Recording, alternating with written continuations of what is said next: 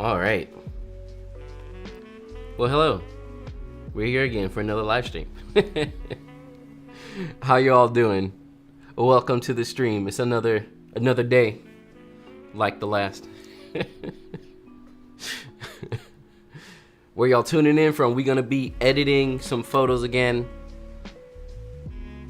Y'all already know what these streams are about. You already know how we handle them.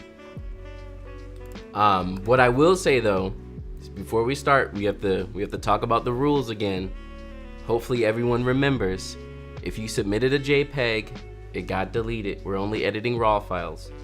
Also, we're not taking any submissions during the stream. So, and I'm sure someone's gonna come in and ask that anyway, but.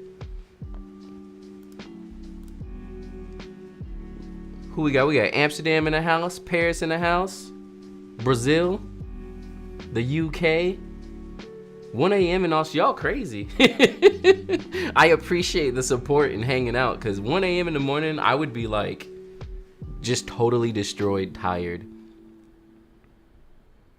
We got Mass in the house, good old Massachusetts, Philippines, Toronto, Hungary. Yeah, y'all are up late. Oh my goodness.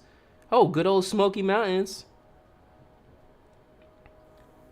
Love to see you edit and capture one. Man, I did that before, and capture one is just not my jam. I really tried my best to love it, but I can't.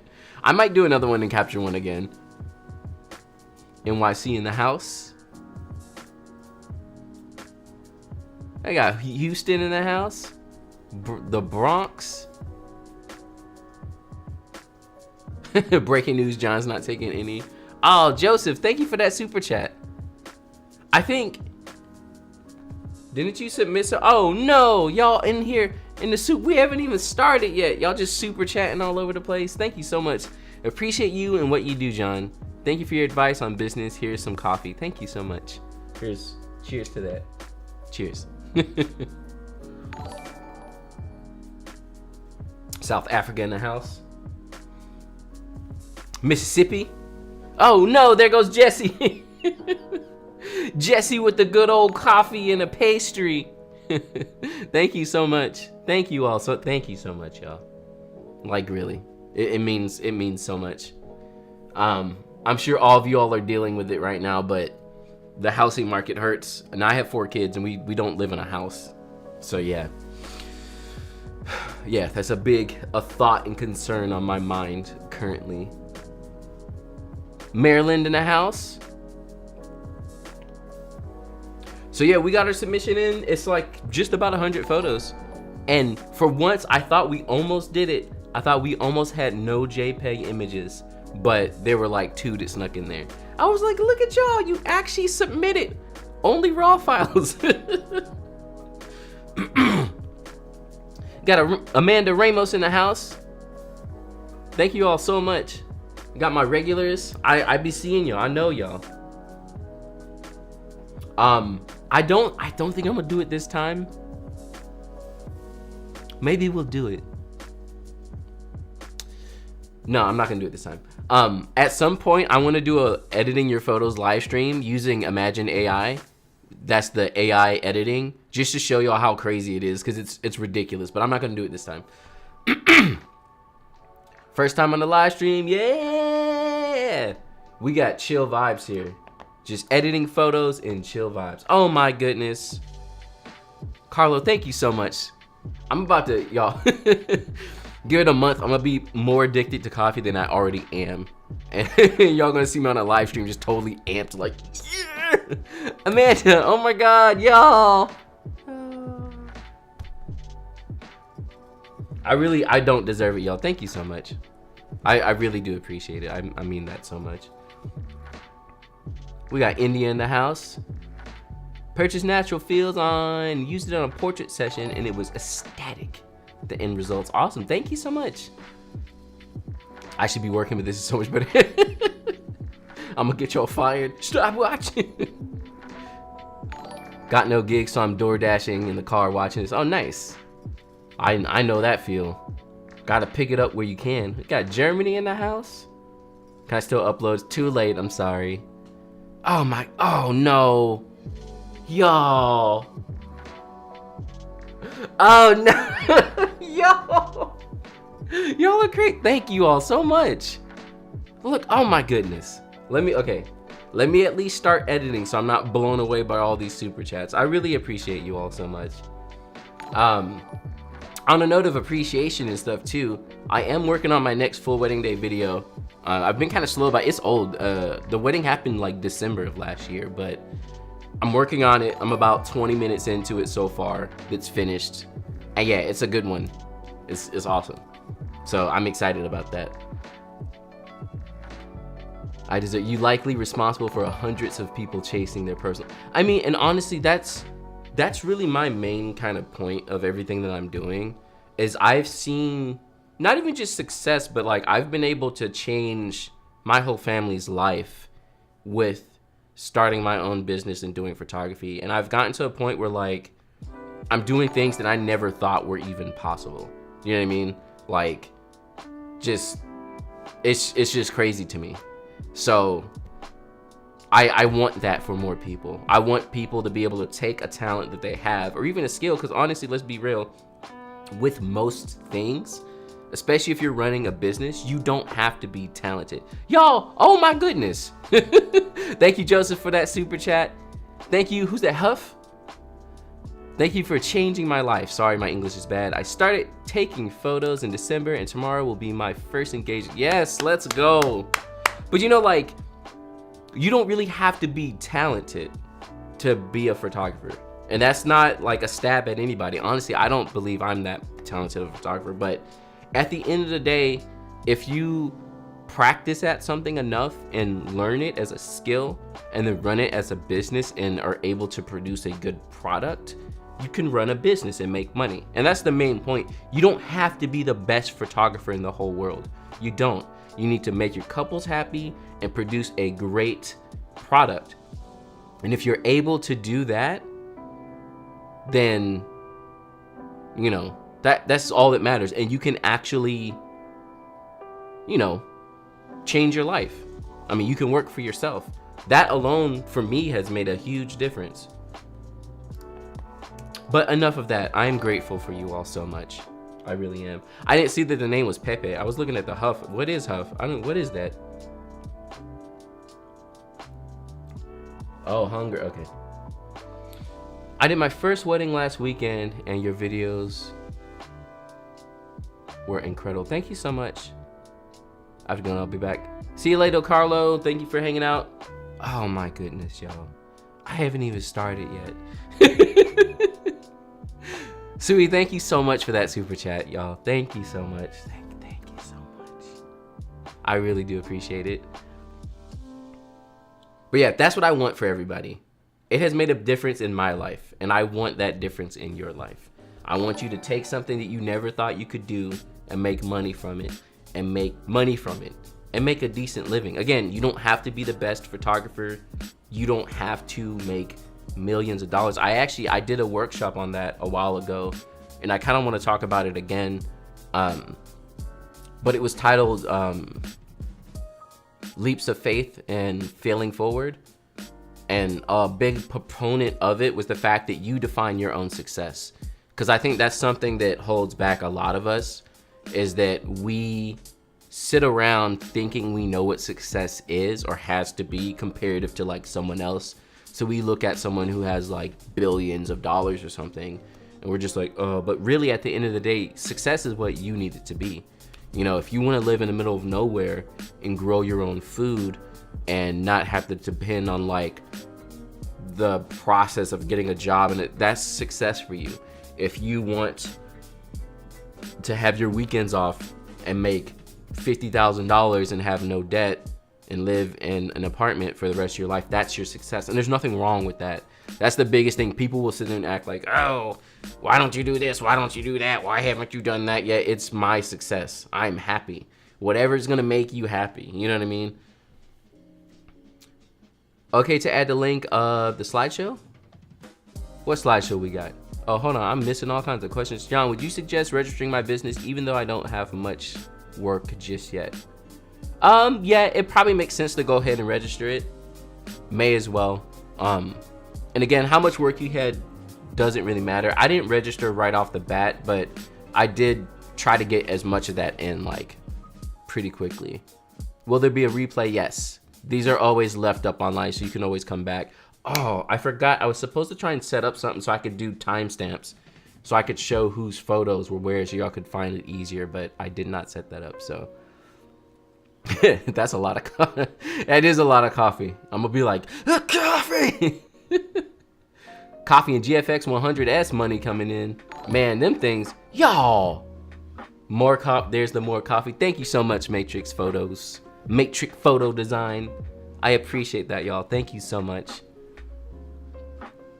Success to me is making what I make now at my 9 to 5, but only doing photography and getting to attend kids things. Yeah, exactly. And that's the biggest thing. Like, don't let anyone else tell you that you don't have success. You know, even like where I am currently, my grandmother, she passed a little bit ago, but like nearly to her dying day, she was like, are you gonna get a job? And I was like, bro, I'm over here making the most money I ever have in my whole life. You know, like, I'm good. And this is much more success for me than when I had a day job. And I had a good, you know, I was working at Squarespace. I was a team lead, so I was entry-level manager. Like, I was making good money. So I could have been cool with that, but waiting for that coffee tasting last year. So I bought a bunch of coffee. Let's jump right in here to this beautiful photo. Oh, why did I do this? There. So again, as y'all all know, when I'm editing, I'm usually using the Natural Fills preset. That is my preset that I use myself. I sell it as well. If you don't already have it, feel free to jump in there and get it on my website. I'm also transitioning over. I'm making a website just for the Natural Fills preset soon. So that should be cool. I'm excited about that. I'm not done editing. I'm trying to make sure my bot, I always forget to turn my bot on. Is my bot on? Yeah, see, he ain't even on. Come on. There you go.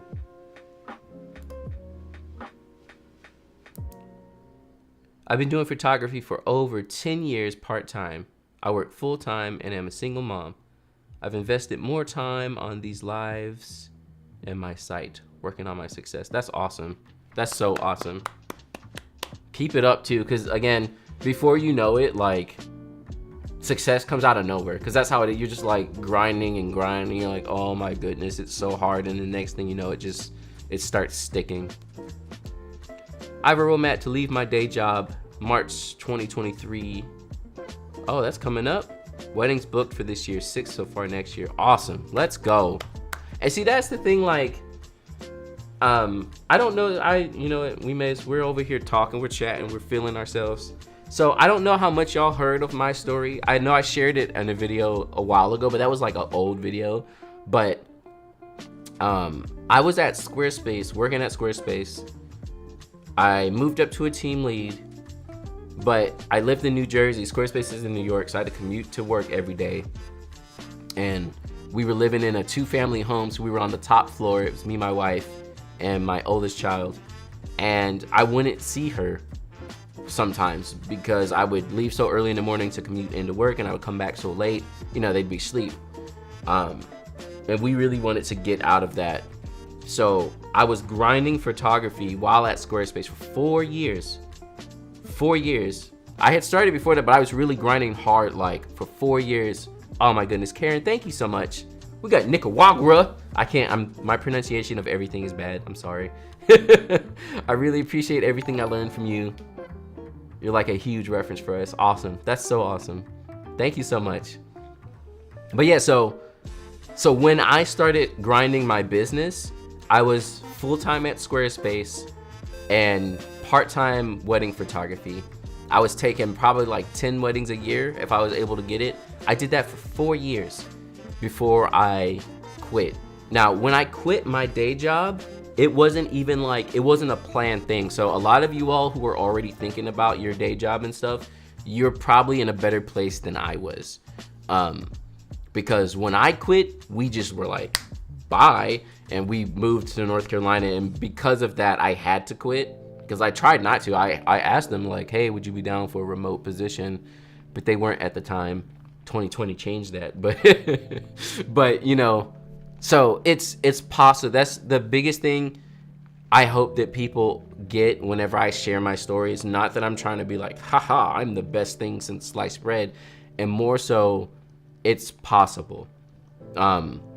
Like whose situation was that? Amanda, you know, having a full-time job, photography on the side, and a single mom. Like, it's those type of stories that, like, you can still do it. That's what I try to, especially if you are single and it's just you, the biggest thing I want to instill in you is that you can do it. Because I did it with a family. My wife was staying at home, so my income was the only income. And when we moved back to North Carolina, we had 2 kids. And when I say we dipped, I had weddings. I had at least 15 weddings booked in New York, but we moved to North Carolina. So I couldn't charge those couples travel because I was the one who up and left. So not only were we living off of savings, but I had to travel for all my weddings that year, all of them. And I couldn't get any extra money, so I had to pay out of pocket for that. That was my first year full-time employed, living off of savings, having to travel back to New York for every single wedding with 2 kids on 1 income. And when we moved down here, I had never shot in North Carolina.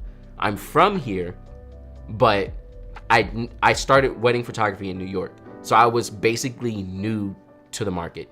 So just that, you know, again, everyone's situation is their situation. It's different for everybody, and sometimes things work out better for some people.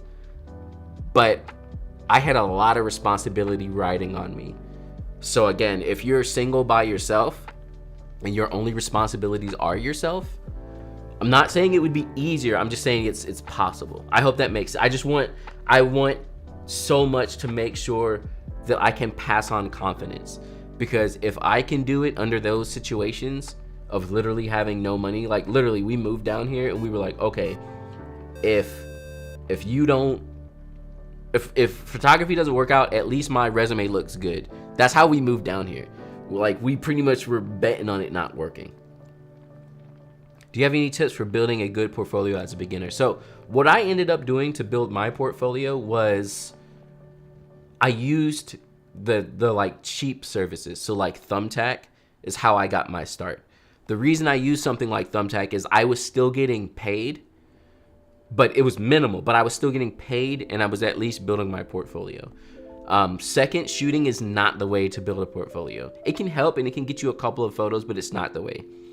I would put styled shoots above second photography, being a second photographer, but even styled shoots are a stretch because they look too perfect and it's kind of obvious. Do you still accept clients outside of weddings? A little bit, but I tend to mainly only do weddings at this point. I'll have to give that a go. Working on publishing a new website, then I'll have to pump out some ads. It's hard, and doubling myself in success is a constant. Yeah, it's the roughest. My daughter is starting clinicals and rent is going up. Man, they got us on the rent. The same thing happened to us as well. Things are looking rough, but the money is out there. There's still money floating around. It's just about getting it. Honestly, too, one big thing about, we talk about pricing and all with photography a lot. Sometimes you have to be cool with taking a little bit of a cheaper price to make sure you're making ends meet. So again, that doesn't mean to lower your price so heavily, but there's a very thin line of standing on your prices. It's a very thin line. Like, there's some times where it's like, I need my bills paid. So yeah, this is not my normal rate, but it's decent. You know what I'm saying? My main passions right now are photography and travel. I live in an area that's a very seasonal tourist area. So my goal to build a business that enables me to travel during the off season. That'd be awesome. Also too, if you live in a touristy area, if you can find a way to like market your business to travelers, like, hey, you're coming down here, why not have like a great session to remember where you went or something like that? I'm sure you could there's a market for it. I'm sure people would pay for it. Should do a live stream Q&A. Oh yeah, I think I did one a long time ago. I'm used to webinars that aren't actually live. They're like fake live. Yeah. Yeah, I like going live. It's fun. And I like actually talking to you all. It's a much better feel than me like recording a video. Run specials when I'm hitting the end of the month. And exactly. Is it okay to give discounts, or do we have... So discounts are a slippery slope in my opinion. And I give discounts sometimes too. So take that in mind. But the reason discounts are a slippery slope is that half the time, most of the time when people are doing discounts is because they're not confident enough in their own prices. And that's again why I was saying, like, there's a thin line between taking something for a little bit cheaper. Like, don't just be throwing discounts around because you like have to get to work, or you feel like, oh, they're not gonna book with me if I don't you know, lower my prices some or something. That's gonna end up not working for you. So that's the biggest thing to be careful about. So I don't know if y'all noticed this photo had a lot of orange going on in it, so I dropped the orange saturation in the HSL. That's usually what I'll do if a photo is a little too like warm, or not even warm, just like orangey.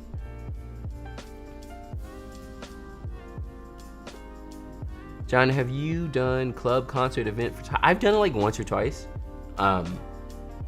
Not too often, not really professionally or anything. So Natural Feels is your brand and it's totally amazing. Do you experiment with other looks or personal photography? Not really. I do personal photography, but a lot of times when I'm doing personal stuff, it's like me taking photos of the kids and things. I'd love to do more kind of street style things of that sort. But normally if I'm shooting for me, I'm in JPEG using Fujifilm film simulations. Hit that like button. Should I invest in lens first or body? I say lenses. Lenses always. Lenses are what make the real difference. A camera body, it's just a body and a shutter. How much do you pay second photographers? Generally, depending on their experience, between like 40 and 60 an hour. Somewhere in there. A lot of times I'll cover travel as well, depending on how far they're coming. But yeah, people be hating on seconds a lot of the time. They just like, don't want to pay a second. I'm like, guys,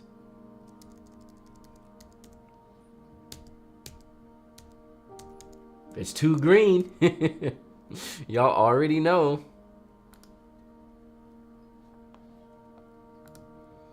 But see, y'all, I just love the Natural Feels preset. Look at that. I ain't doing anything. You saw how quick I edited that? My laptop and phone doesn't synchronize with color or exposure. Huh? Oh, you're saying like the screens? I've personally never had that happen, but a lot of times if you're having that happen, it's the color profile of your photo. If you're not using sRGB, a lot of times that ends up being an issue.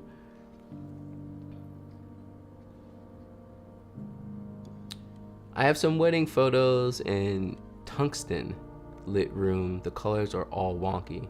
Have you dealt with that, and how would you? I hate that. If it's bad enough, I will just put the photo in black and white. But a lot of times what you end up having to do is like selective adjustments, and there's a lot you have to do. It's mad annoying. I hate when that happens. But the biggest thing you can do for yourself is shoot in Kelvin. If you notice you're in a tungsten room and in your camera things look janky, then change your white balance. I did my first street session in Philly 2 weeks ago. Mad fun. Street point of view photography. Nice. Do you still X-T3 or you upgraded? So yeah, the X-T3 is still my main camera. The X-T4 I only use for video. That's it. So it's like my video camera. I don't shoot stills with it. My stills camera is still the X-T3. Do you make sure your second shooter with the same camera or brand? No, I do not. And I hate it. I hate every Facebook group. Hey, I need a second shooter. Must shoot Canon, must be full frame. I can't. And I get that it's easier to edit the photos, but it's not that bad. You can still get a consistent look with different camera bodies. It's not, I can't. I hate it so much. That's why, like, I would second more often, but I don't. Because every time someone's like, I need a second, I'm like, hey, I'm free. They're like, what do you shoot? Fujifilm. They're like, what? Is that film? No, it's a company. Is it full frame? No, it's crop. And they're like, and I show them my work, and they're like, it's so good. Yeah, you do this on crop? Yes, because it doesn't matter. So yeah, I don't second. Because I'm sure people are like, look at this guy. He shoots crop sensor. Okay. So this is a great example. She's backlit. So because it's so easy now, I'm going to select subject. Boom. Look at that. And I'm going to raise them shadows just a bit on her. And then I'll go back and I'll adjust my overall on the whole picture. Ta-da! Oh, wait, hold on. Boom. And there it is. Is that film? I mean, I've had so many photographers ask me if it's film. Like, y'all don't know the camera companies? Again, you don't have to know everything about everything, but you should at least have an idea of what's around you when you're in a certain, like, you know, I know that there's Fujifilm, Olympus, Panasonic, Canon, Nikon, Sony. You know, I at least know that. What specific cameras they have, that's too much for me. But I at least know the different camera companies that are out there. So to just be like, what? Fujifilm? You've never heard of Fujifilm ever? Can you say it again for the people in the back? Yeah, I hate it so much. Like, the camera brand doesn't matter. I understand wanting near the same look, and yes, each camera does have their own little color profile, so I understand that part of it, and it does make editing, but they like act like it's impossible. Like, if you shoot anything else, there's no way you can second for them, because it's going to be the worst experience in the whole world. I hate it so much. I'm always just like, guys, it's not even that serious. Half the time, I don't even use my second photographer's photos. The second's there to help support me. Do you know what I mean? And to take some alternate angles. And if the day gets out of hand a little bit and I need someone to go run and take some photos, like, that's what a second's for. I don't need your pictures. So that's why whenever I ask for a second and people are like, I shoot whatever, is that okay? I don't care what you shoot. Are you good? Are your photos good? Can you support me? That's what I care about. This is gorgeous. I love this this foreground blur right here. I love this intimacy. Look at that. So good.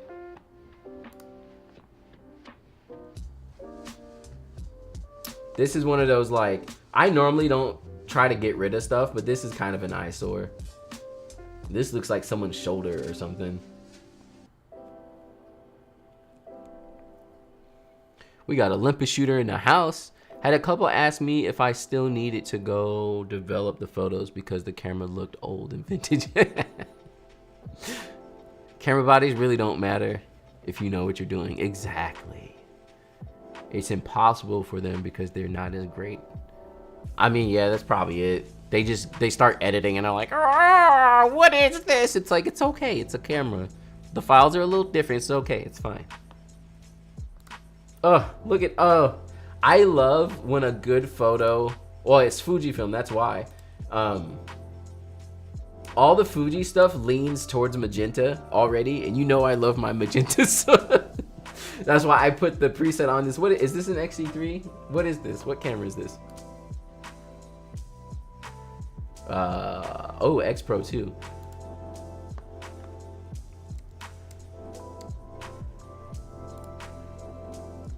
Yeah, that's beautiful. Great photo. Hold on.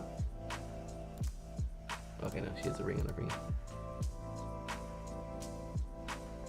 Hi John, I just subscribed to your channel, and recently every time I watch your vids, you've kept me wanting the A7 IIIR and go to your X-T4. Nice, awesome. Welcome to the channel too. They act so surprised when I say I shoot Fujifilm, like it's not a big deal. Fujifilm is a classic, exactly. Like Fujifilm's there in the like beginning. My Lightroom on iPad Pro doesn't look like yours. Correct. I'm using Lightroom Classic. Lightroom Classic is like what would be considered the pro version. This is what professionals use. Lightroom on the iPad is called Lightroom or Lightroom CC. It's just as capable as Classic, but there's some things that are missing, which is why professionals don't use it. So I dabble in the normal Lightroom, and most of the stuff is the same. Like a lot of the stuff I'm doing is the same. It's just gonna look different. And it's not because it's on the iPad, it's because it's just a different program. Have you used the new 23? I have, and it is absolutely amazing. Those new 1.4 lenses are so good. So good. The 33, which is what this is, and the 23 1.4, so good. Oh my goodness. I sold one of my 23 f2s because I had two of them, because I had one when I wanted to do video. So I kept one for video, but I sold the other one. The new 23 1.4 is good. Saw a photographer in Facebook group saying don't hire any photographer who doesn't have a website. How you feel about it? I agree with that. I would agree with that. If you don't have the time, and I just did a website critique for my last live stream, but yeah, you should have a website. If you're a serious photographer and you want to make money, you're not just some person with a camera and taking photos. If you're serious about it, you should have a website. And if I was able to do sponsor spots during a live stream, that's where I would drop the sponsored by Squarespace. And again, I'm super biased towards Squarespace. So I'm sure a lot of people are probably like, oh, like here's another YouTuber talking about Squarespace. But I used to work there, like for 5 years. So I'm kind of like in love with Squarespace on a deeper level. It's not just a YouTuber talking about Squarespace.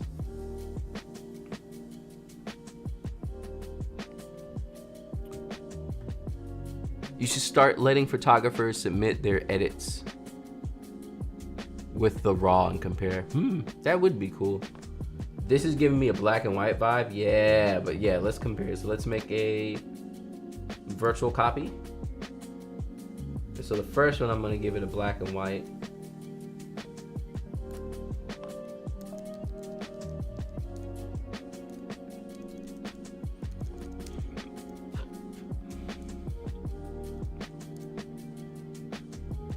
And let's do this one in color. Uh-oh.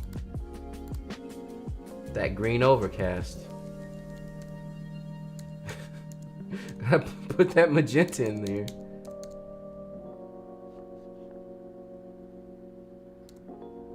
Okay, how y'all feeling?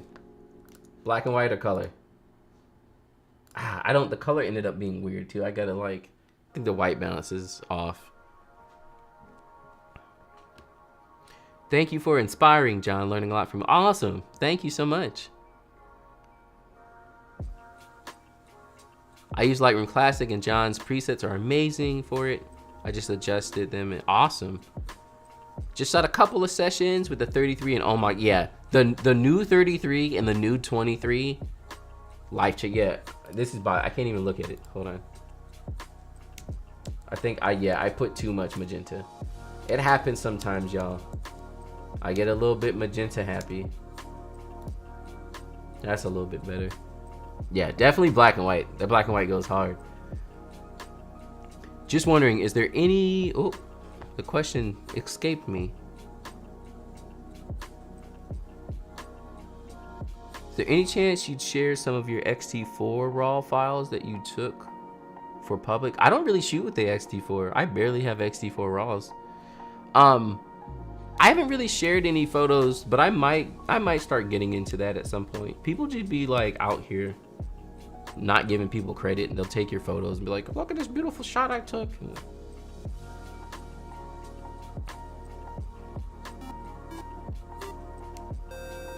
But yeah, I barely use my X-T4 for photos. It's all video. It usually lives in a rig at all times.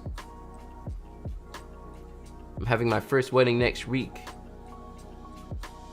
What for you review my first attempt? I would love to start doing, I might try and figure out a live stream like that where it's like show me your recent work or something. That would be cool. But see, so talking about building a portfolio as a second photographer, I can't tell, but generally with this person coming in blocking, who's probably trying to take a photo on their phone, but a lot of times you see more stuff like this happening when you're the second photographer, because you're not in like the ideal space, because the ideal space is where the main photographer is. So you're shooting at some kind of like weird angle or something. John, I'm leaning towards the XT2, two XT2s. Would you recommend waiting 6 months to go for the XT3s? Yeah, I would. So I've owned all of them, the 2, the 3, and the 4. And the biggest jump and an upgrade between cameras was the XT2 to the XT3.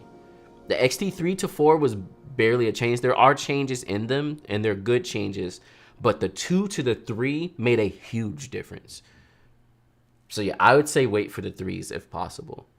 They're greatly priced right now, so.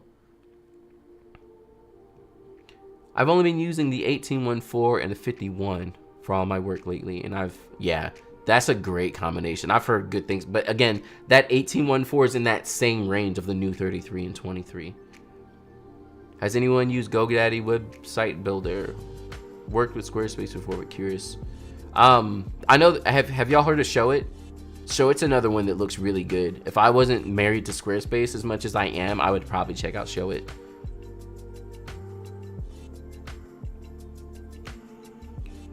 Why you said working as a second shooter doesn't mean that helps with your portfolio? Because you're not, I can almost like immediately tell when it's second photographer's photos versus a main photographer, because you're not really taking your photos. As a second photographer, your job is to support the main photographer. And if you're not doing that, you're doing that photographer a disjustice. Now, aside from that as well, as a second photographer, you're not getting the photos that you want to get. You're taking photos of what you have to get. So like, it's not a good way to build your portfolio, because your portfolio is going to be filled with a bunch of photos from weird angles because you're not the main photographer. So you can get a couple shots from it, but being a second photographer is mainly for learning and experience. That's the main thing, meeting other photographers, maybe getting a little bit of money, but not for your portfolio. It is not the best way, because it's not you. You get what I'm saying? It's not you shooting. When I'm a second, I can't do the things that I want to do for the photos, because I'm not the main photographer. And if I run up in there and start being like, hey, do this and move there and do that and da-da-da, the main photographer's gonna be like, what are you doing? You know, like, this is my wedding. I direct mainly. Unless I tell you to go take some photos by yourself, you need to be in the back, or you need to go to cocktail hour and take photos of that. That's half the time. Half the time at my weddings, if I need someone to take pictures of cocktail hour and also the reception area before I get there because of timing, my second doesn't even get a chance to take couple portraits. So again, being a second is not how you build your portfolio. It's not. It's just not. It's great for experience. It's something everyone should do to learn. You're not going to get pictures from it. And that's the main, second photographers need to learn that. You're not getting photos. This is not for you and your portfolio. Don't be like, I need the second to build my portfolio. No, you don't. You need the second to learn. That's what you need the second for. Figure out other ways to build your portfolio, but seconding is not the way. Because like, the main reason I'm saying that this is probably a second photographer photo is it just doesn't feel like it makes sense. With a photo, there's like a context to everything, and you can kind of see into the context. With this person blocking and the couple just kind of, it seems like someone else was posing them, and this is someone trying to shoot over someone else's shoulder. That's how it be at workshops too. Like, this is intentional. It gives me context. I know the whole photo. Whoever shot this posed the couple and wanted it like that. Versus a shot where it's like, I have to get this moment over someone's shoulder because it's all I can get. Like, one of my hugest pet peeves is going to workshops and seeing like 50 photographers crowding over each other to get like a single photo. It just like,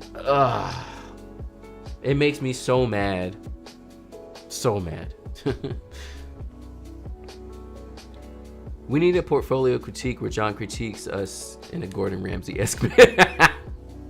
I'm too kind to give you some Gordon Ramsay. I'll go in on your stuff, but what is your advice for me for my first wedding? So a lot of times, and I have a video I did on it, but usually my first wedding advice, a lot of it is pre-wedding stuff. If you can have your communication tight with your couple, if you can have a timeline, that's the main stuff. Most of my advice is never camera advice. Especially at a wedding, you should already know your camera. So there's no big advice I can give there.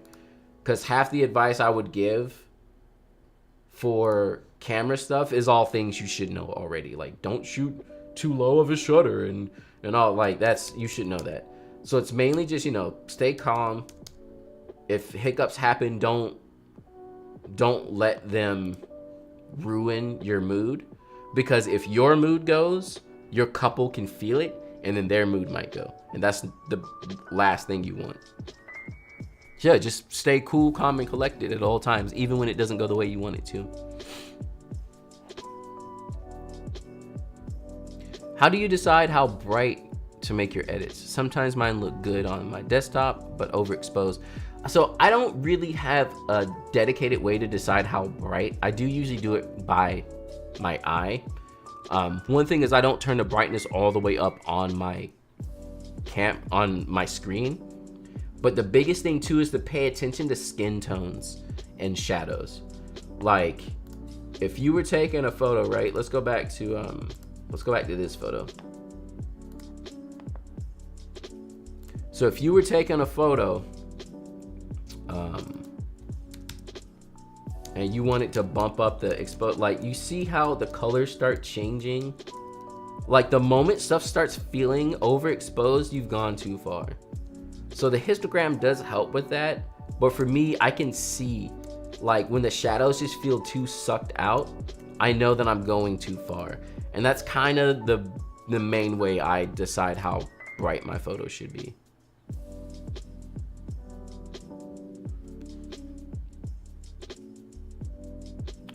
Used to present an iPad and the results are incredible. You just have to understand that it's a great starting point. Exactly. Presets are not the answer.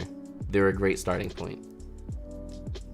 Being a second is a great way to see how other photographers run their wedding days and problems. Exactly. That's why I still second to this day. Because again, you can always learn. There's always somewhere to be learning. And it's cool for me to be able to see how other photographers are running their days. Also too, I just like to support other people. So a lot of the times that's why I'll second.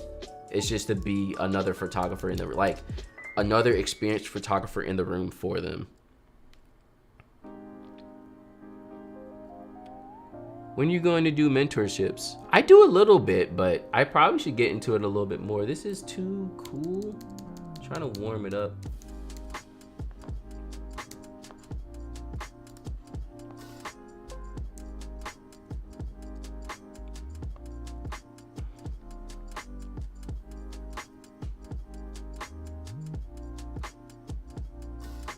You'll learn info you otherwise wouldn't get just watching it. Yeah, exactly.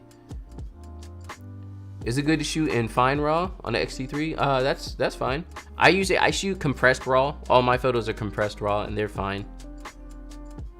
What advice would you give me for a beginner photographer? It's too vague of a question. You know what the biggest thing? So half the time for me, the reason that question is hard is the main thing that I focus on a lot of the times. This is a beautiful photo too. I try to focus a little bit more on the business side of stuff, mainly because if you're trying to make money, that's what matters more. Everybody's so quick to want to learn about their camera and things the camera can do, but that's not gonna get you business. It's not gonna get you paid. No one cares what you do.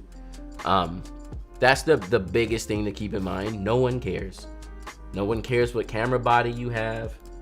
No one cares, you know, If your thing shoots faster, no one cares what your shutter speed is. No one cares.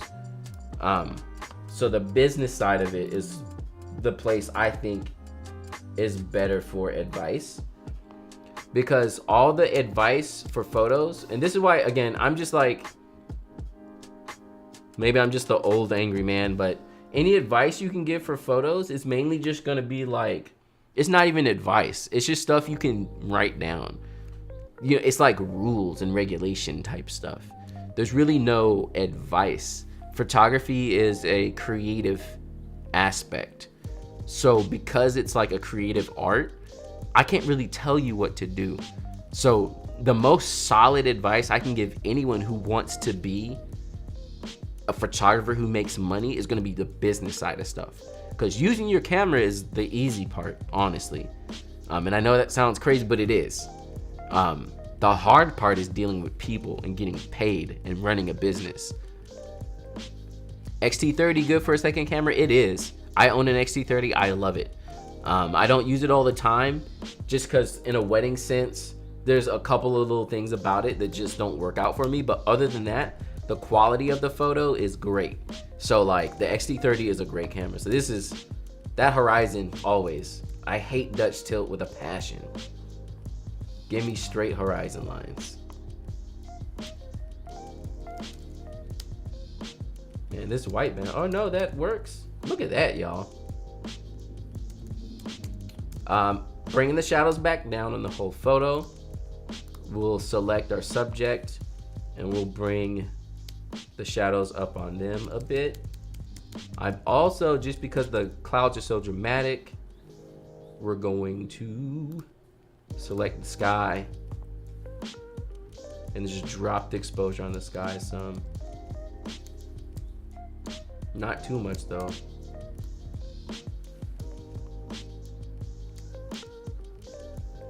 I could get extra and like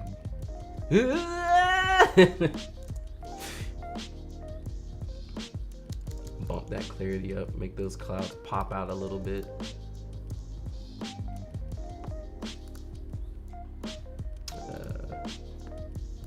I'm sorry, I like a center crop. And there's what about the rule of thirds, John?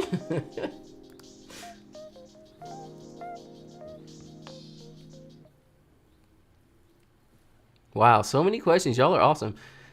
Just here to remind people that if you're editing on an Apple device with True Tone, don't forget to turn it off. Yes, oh my goodness, turn off True Tone with the quickness. It's gonna mess up all your photo. Actually, that's the question earlier where someone said it looks different on their computer and stuff. That's probably half the thing. Yeah, turn off True Tone. It's just the worst. Turn it off. Let all that gorgeous blue light just destroy your eyes.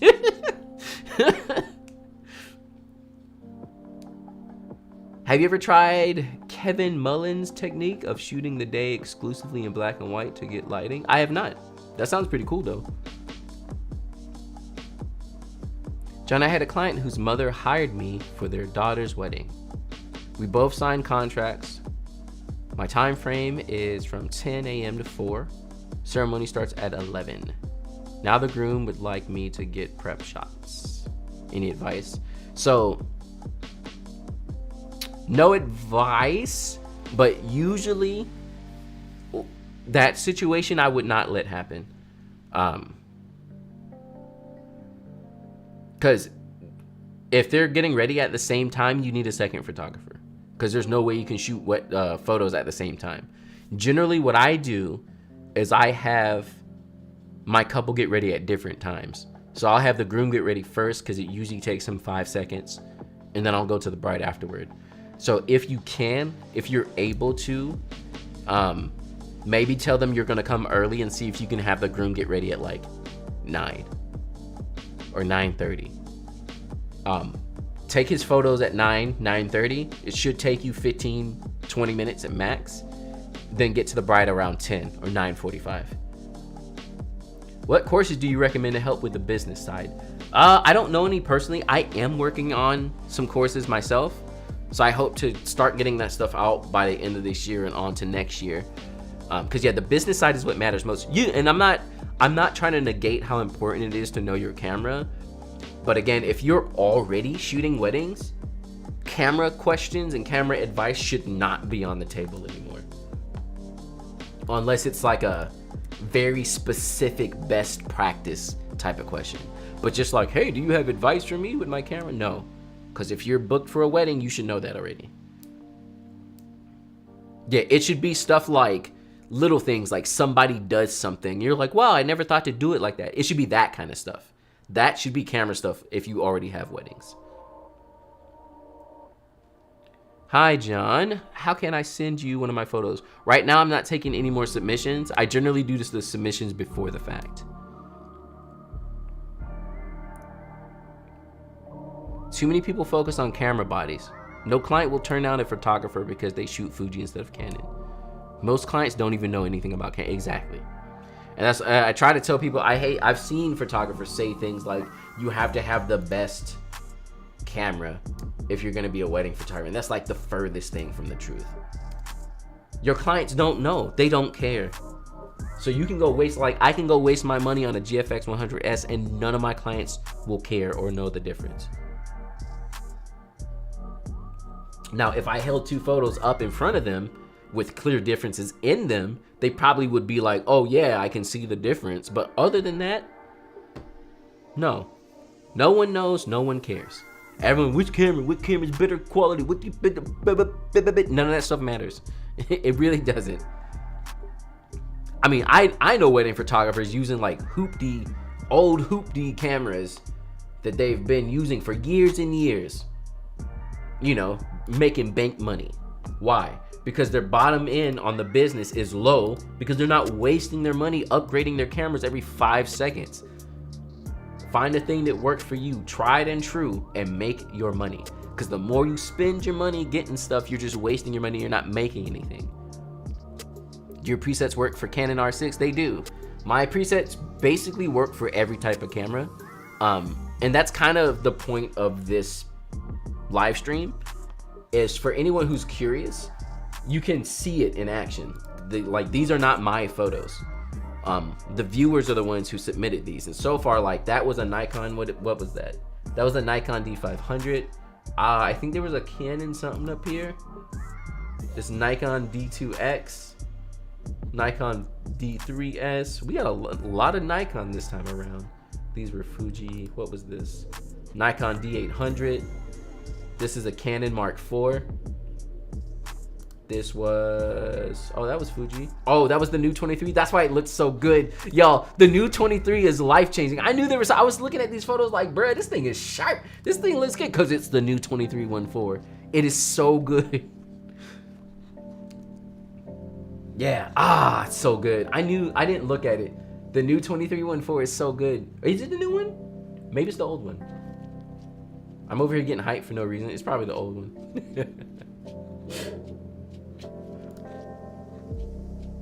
Do we have any Canon R6s? Oh, there's a Canon R6 coming up. So you'll get to see it in action. To me, you just need to know your camera and how to work it exactly. And that's what a photographer is. It's a person who knows the art of photography and how to use the camera. Which camera? Doesn't matter. They know how to use, and again, you give me any camera and I can work it and take the photo. It'll take me a minute to get used to it because I'm so used to Fujifilm and it's like under my fingers. But at the end of the day, I pick up a camera and I'm not being like, so what is the quality of, I'm like, how do I set my ISO? How do I set my shutter? How do I set my aperture? That's the main, when I pick up a new camera, that's all I want to know. Why? Because that's what matters to take a photo. Everything else doesn't matter.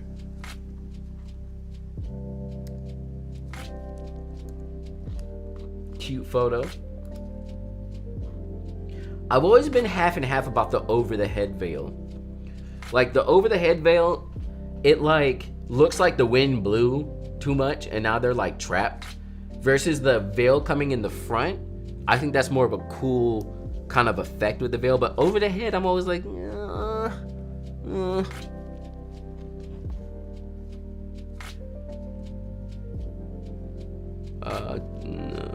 After 35mm and 85, what lens would you recommend getting next? What do you use wide angle shots? What do you use for? So 35-85, you might want something longer like a 110 if you're doing weddings. And usually I have a 24. Honestly, that's my main setup right there. 24, 35, 50, 110, or 85. That's usually my setup. Let's go see this R6 real quick since we had a question about it.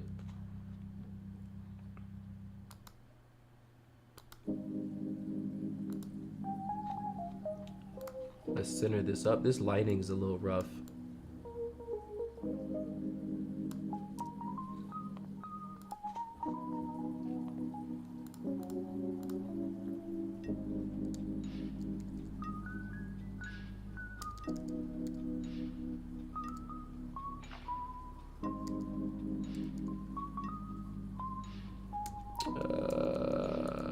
That's fine. I'm gonna bring up her shadows a little bit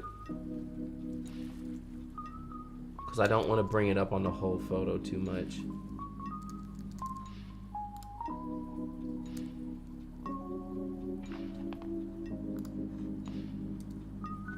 There we go. Can you do the Brenizer? I can. I can't do it right now though. I don't have any photos for it, but yeah, I used to do that technique all the time. I have a video on it as well. People might attack me, but I shoot Nikon D5 5100. I keep it because I could use it blindfolded. Exactly.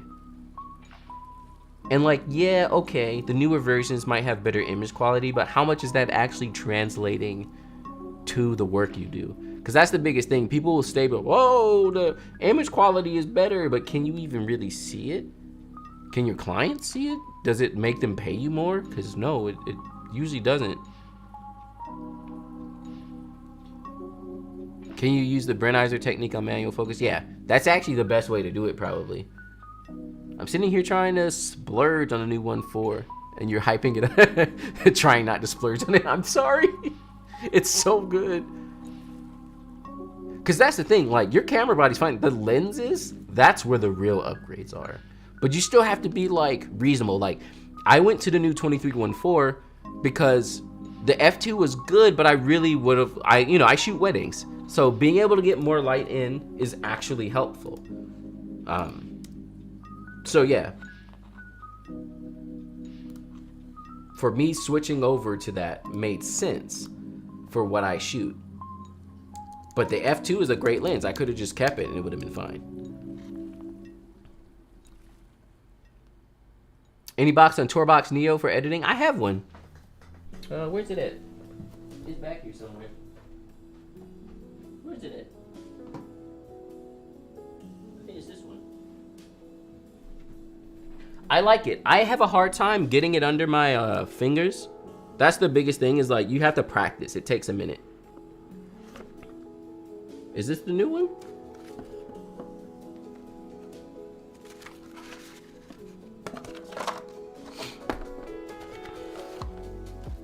Yeah.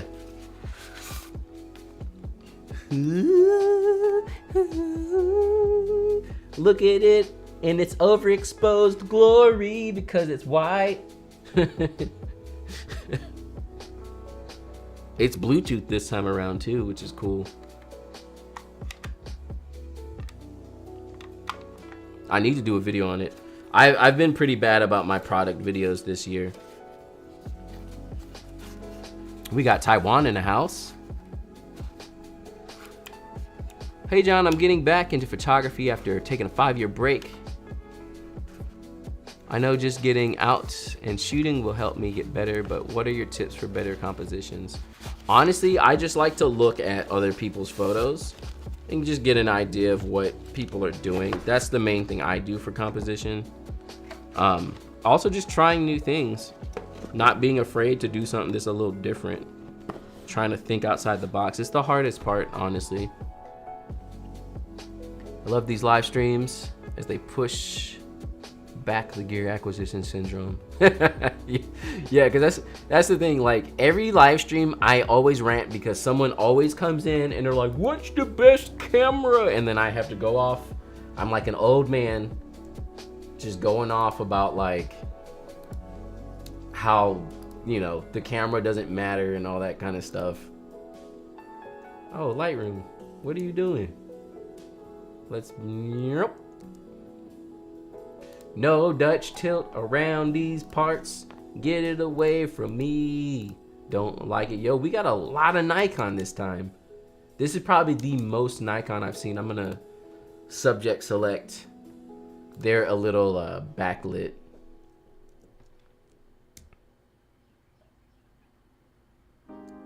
Bump up the shadows on them just a little bit. Not too much. Just enough to feel it.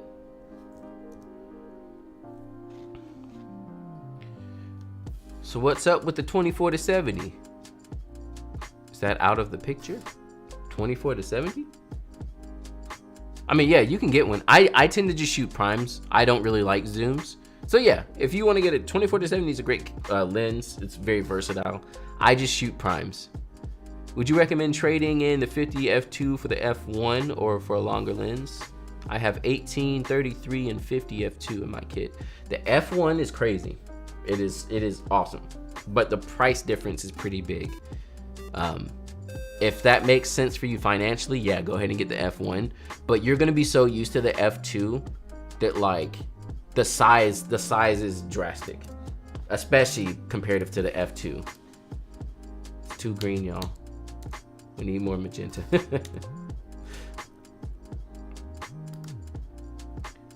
So yeah, this is a perfect example of like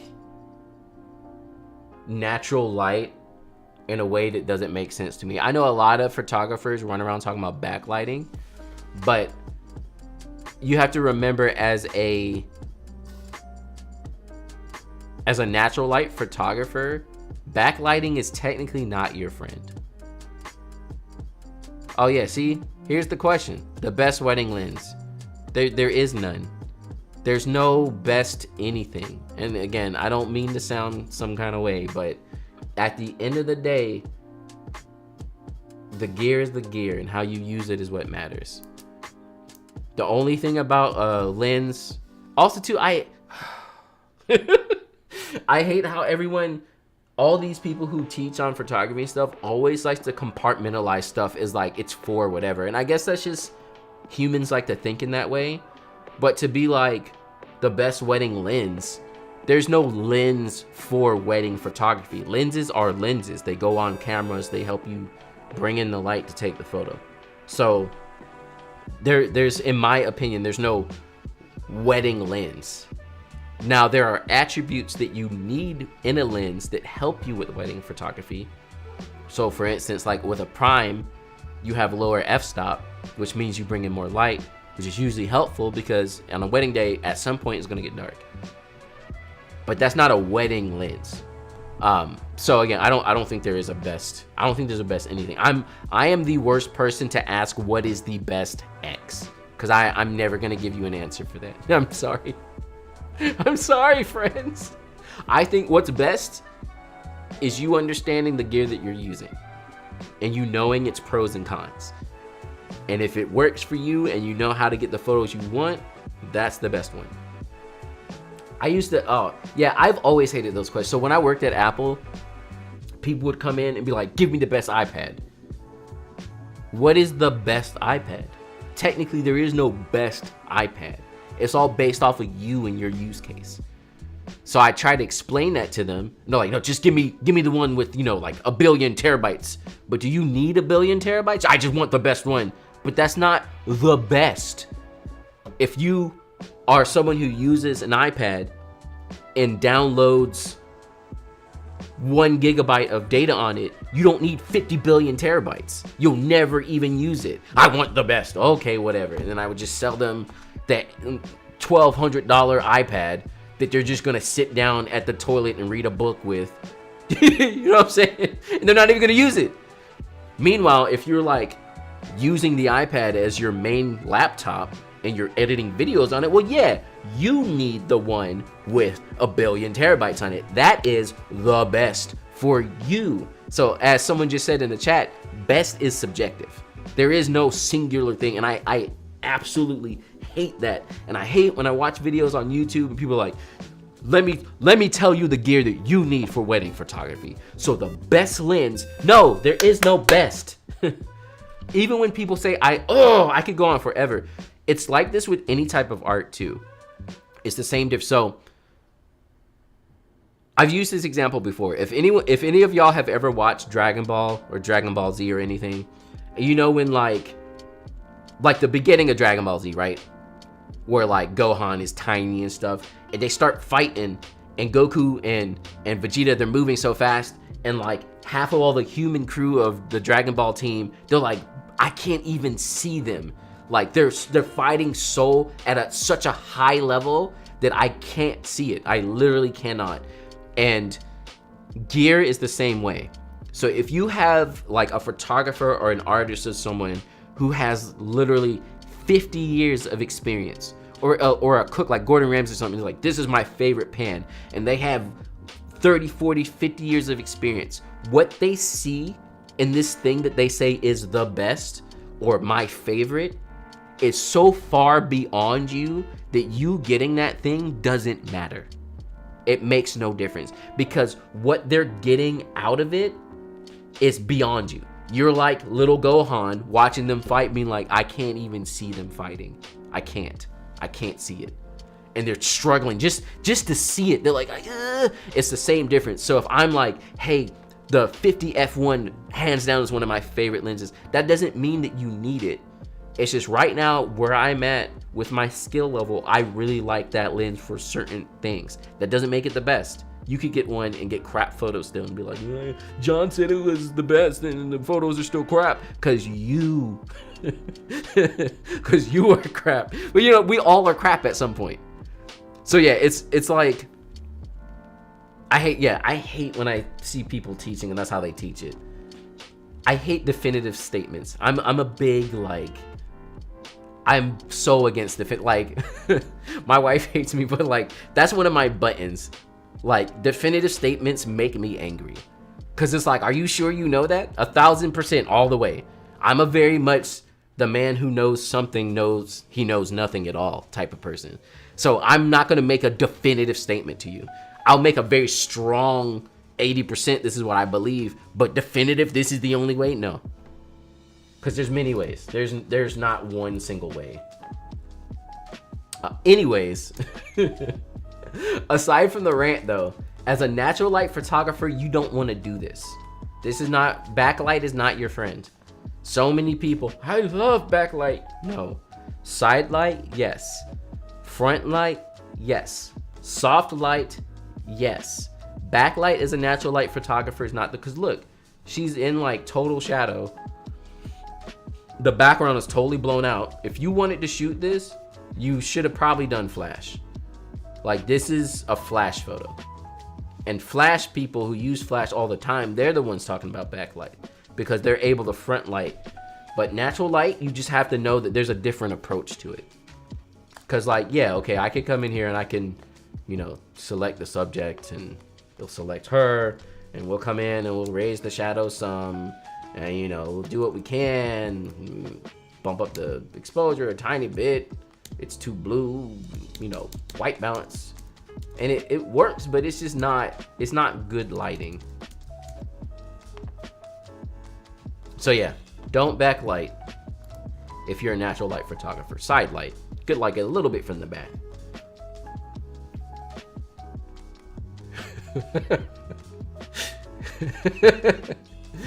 Chill, man, you're gonna trigger magenta man. Hey John, I'm Colin from Nigeria. Sorry, I told you I can't speak. I want to say big thank you for all you do for us. The immense knowledge you put on, the deep, heartfelt day. Oh, thank you so much. I really appreciate that. We got Sri Lanka in the house. Great photo though. It's just too much magenta. When you're natural light, you just have to think a little bit further about what you're doing. Cause see this, they're backlight here, but there was no other choice. And I hate when that happens. When you're like at a ceremony, you're like,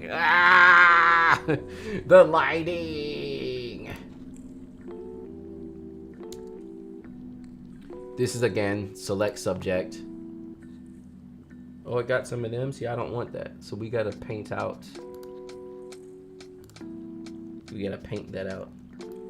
I just want the couple in the front.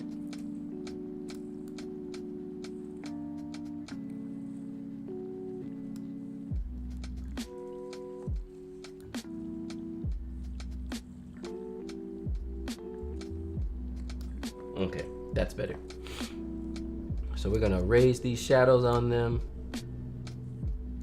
just a bit, just enough to feel it, and then we can bump the exposure just a little bit.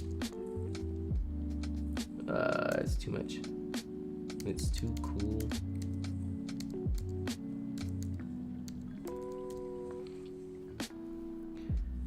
Keep up the great photography YouTube videos. Thank you so much. Tiki torch, yeah, look at it. It's like in the worst spot. I hate, and ceremonies are like that sometimes. Like, you can't do anything about it. It's just like, Puerto Rico in the house. Quick question, how much is too much grain? Honestly, I think it really depends on the vibe of the photo, because a lot of the photographers that I have admired over my years of learning have always been super heavy on the grain, and I always love it so much. Now, if it's digital grain from your camera, from like the ISO, that's a different story. You know, I keep forgetting to turn on the auto. There we go.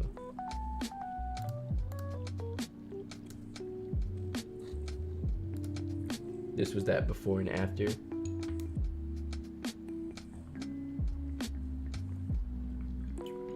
Hey, John. Wondering how you dealt with different Lightroom catalogs. Where do you back up? How do you deal with cache? What do I do with my cache? I think it's just on my main hard drive. I generally just do one catalog. I don't like the whole one catalog per every session. I don't like it, because when I want to go in and find photos for something, it becomes this whole thing. I just like to be like, here's my catalog. Or at most, I'll break it into 2 parts and be like, the first half of the year and the second half of the year. So that's usually what I do. And then I just back it up on multiple hard drives. I also do cloud backups as well. The client always wants their photos in backlit spots. Never fails, even, yeah. Well, see, so I always explain to my couples, or I have a good relationship with most of my couples, that most of the time at a wedding day, if someone's like, hey, let's take a photo here, the couple would literally be like, what does John think? And I'll be like, nah, the light's bad. And they'll be like, nah, we're not taking a photo here. And that's the kind of relationship you want to have with your couples.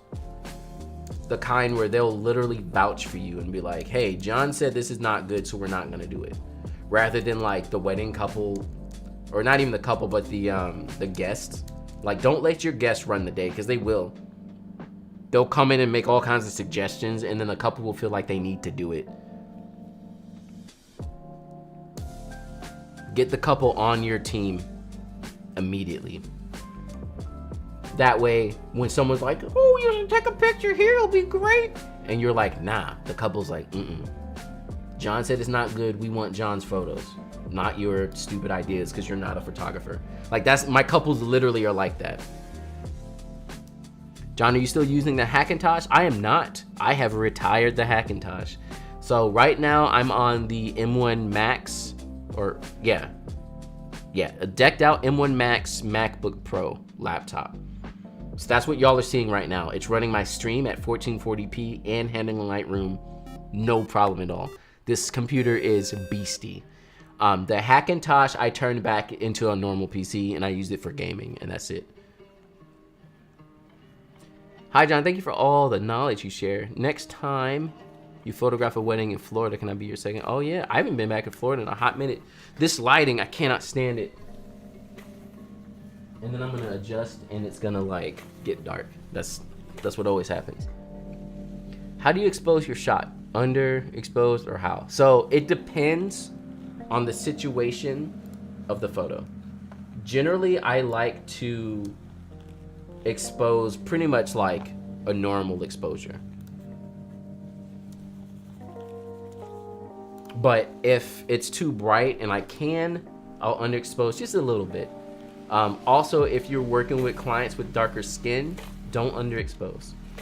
That's one of the biggest mistakes I see happen a lot of the time, is that people will underexpose too much for people with darker skin, and the photos just don't turn out.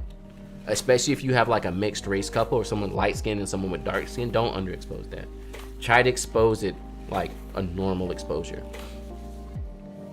John B Gaming Like a Boss. Y'all know, y'all saw. I saw a couple people know about. Got a good old Steam Deck. Yeah, yeah. I was in there with the early registration, pre-order. I got in there. I did it. This thing is so good. It's so good. I love it. Which one film simulation do you use on personal photos? Classic Chrome, always. This is also Classic Chrome. I love Classic Chrome, looks so good. So the one little feedback for this photo is I would have turned the couple just a little bit so that his face comes out a little bit more, mainly because then he wouldn't be in the shadow of her face. Because obviously you can see the lights kind of kicking up this way. It would have helped with that just a little bit.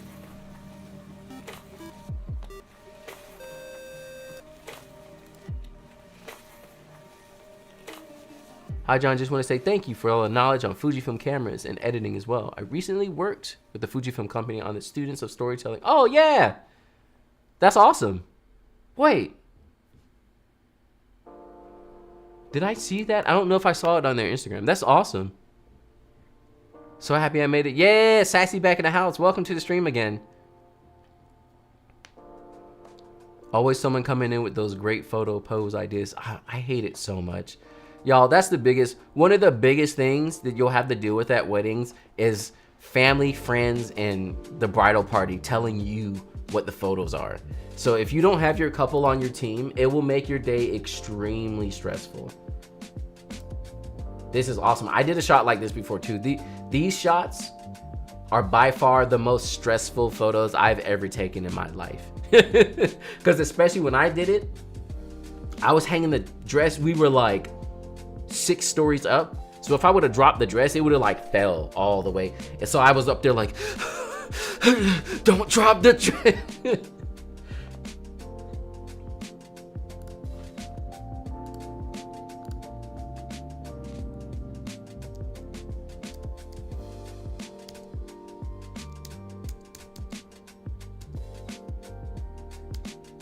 But yeah, that's awesome. This actually might look good in black and white as well. Got a Steam Deck on deck. How you go about getting awards? Where do you find these competitions or summits? A lot of them you just have to know where they are. Some of them you have to get recommended. So like I won the 30 Rising Stars. Someone recommended me for that. That's like you have to know people. So I'm still surprised I got that award. Oh man, the Steam Deck. That is the best not lens. Yeah, I love the Steam Deck. It's awesome. Hey man, I have a question. I'm new into photography. Been doing it for a year. I have a gallery done for a wedding I did. How much would you charge to critique and get feedback? I do small mentor sessions. That would be the best place to get a critique on a wedding. Also, we could go through some other questions and stuff you have as well. I'll drop the let me drop the link for you all.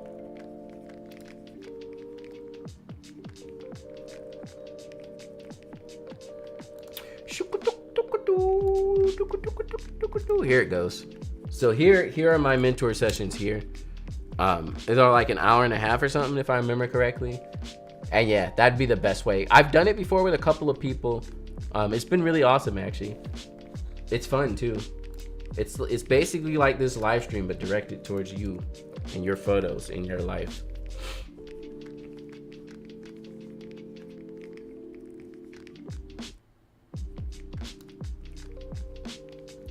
This is one of those cases where it may have made sense to use a flash. Again, I don't like using flash. If I don't have to, I'd rather not. But this might have been the case.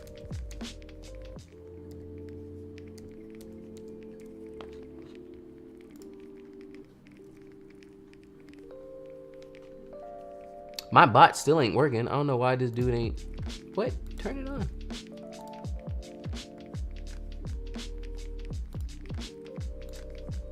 Uh-oh. What did I do? Why is my bot not turning on?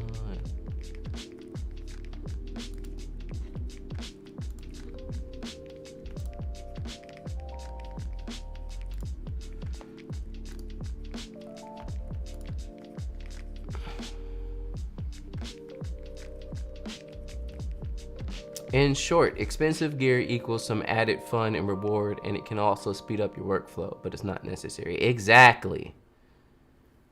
Again, for someone who's skilled, you may actually get the use out of the new features. For someone who is not and new, they will barely make a difference. I asked the bridal party to pick up the Starbucks Chick-fil-A trash they had in the getting ready room, and my bride snapped at them for staring at me and not do. Yeah, exactly. And see, that's what you want. Well, you don't want her to snap too much. This is black and white. It's black and white.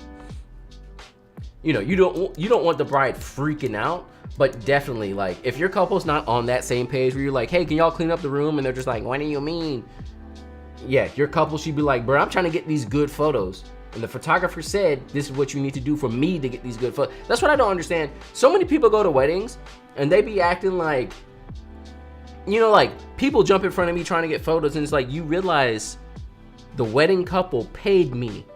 So by you jumping in front of me, you're messing with the results that they get. So basically, you're messing with their money. You're messing up what they paid for, just so you can get a picture with your phone. It doesn't make sense. If you cared about the couple and want them to have a great wedding day, you would think you would stay out of my way because you knew that they paid me and not waste their own money.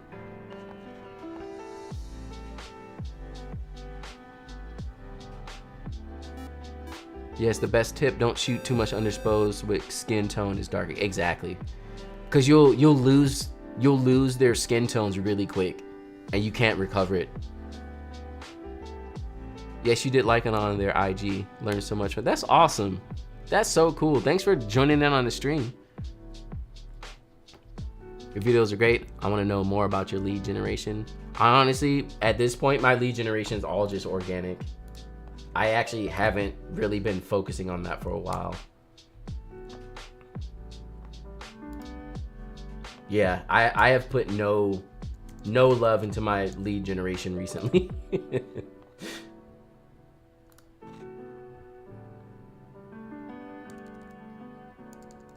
This is like a almost silhouette. I just wanted to, so I'm dropping the shadows a bit while I raise the exposure just a little bit.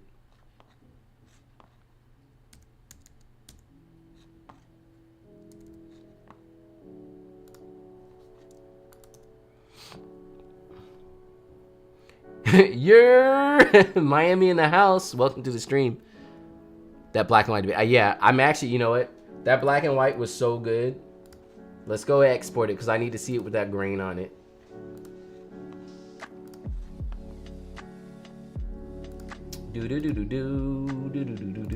Let's see. There's my YouTube live stream. April. After export, we are gonna open in exposure so I can add my exposure grain and sharpening.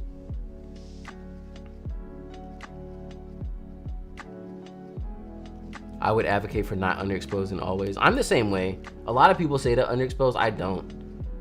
I like to get like a more correct exposure.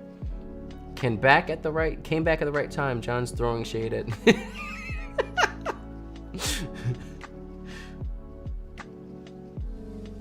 Disconnected word. Last words about a relative with a camera at a wedding.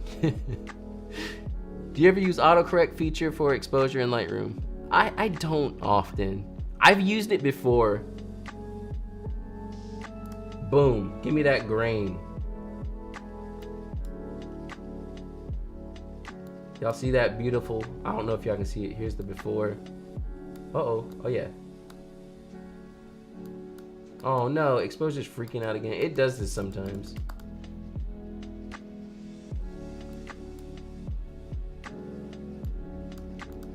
Oh well. It looks good fully edited with the grain on it.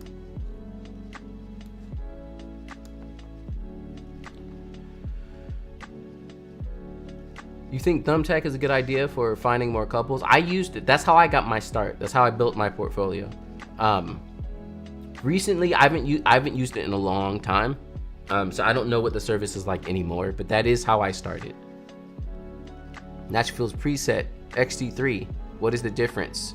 So XT3, something about the XT3 and the way its colors are is different.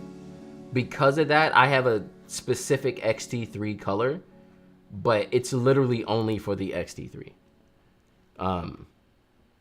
So if you don't have an XT3, don't worry about it. It's just in there just in case.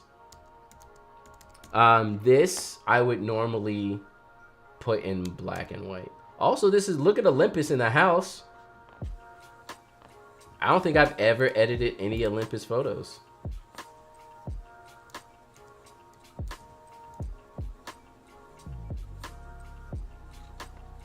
Let's do virtual copy. Give it that blam.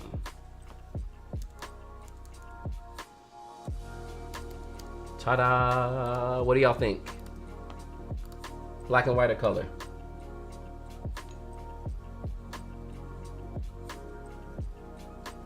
C1 preset coming, I don't know. I kind of gave up on the C1 preset. I've had a hard time doing it. I had it, I did it. It's on the website right now. Actually, have people been buying it now that I think about it? But yeah, I had it up on the website. A couple people bought it. A couple people said they were having issues with it. I took it down off the website. And then I ended up putting it back up on the website.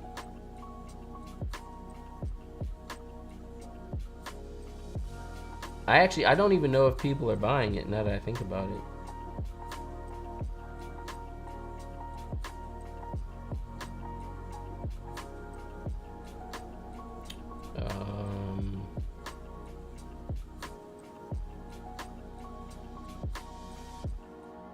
This thing won't even show. Oh well. Black and white, yeah.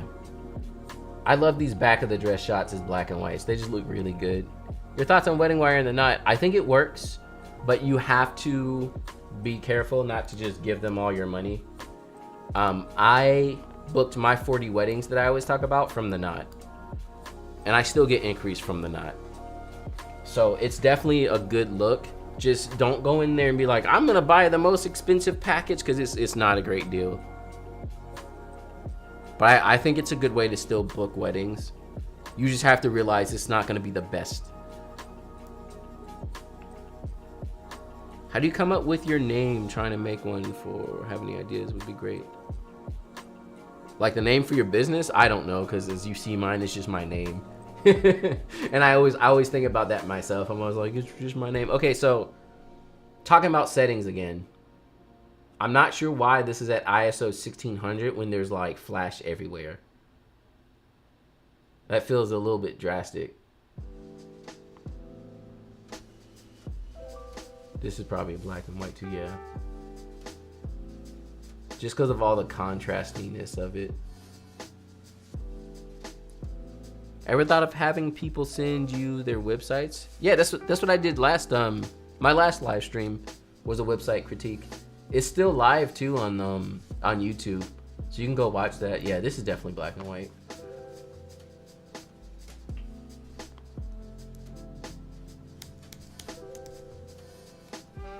But yeah, with that much flash, I feel like it doesn't need to be at 1600 ISO, but. Do you use two cameras for weddings with different lenses? I do. Mainly because I shoot with prime lenses, so non-zooms. So it makes it super easy.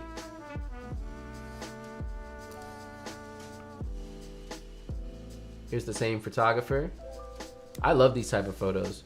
Now this photo in particular, I'm not sure why this was submitted.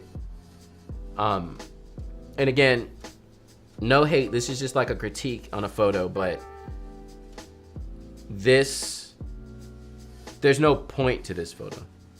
Again, this is not hate. So the technique of the photo, the lighting and the lighting effect, that's all good. That works. From a technical standpoint, it's good. But from like a feeling of the photo, I don't even know what's happening. And that's the biggest thing you should try to remember with your photos. You have to try and make people know what's happening. Like, you can't just, and again, maybe you just submitted the photo just to be like, hey, look, I pulled off this light thing. So again, I'm not hating on anybody, but you know, like, what is the point here? What is happening? What should I know about this? And right now, this is telling me nothing. I see this at a party, but I see the back of someone's head. Her arms are up for some reason. There's someone over, like, there's no context. There's just no context at all. Whereas, let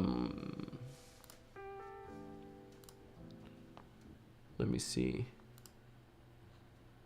if I have any examples.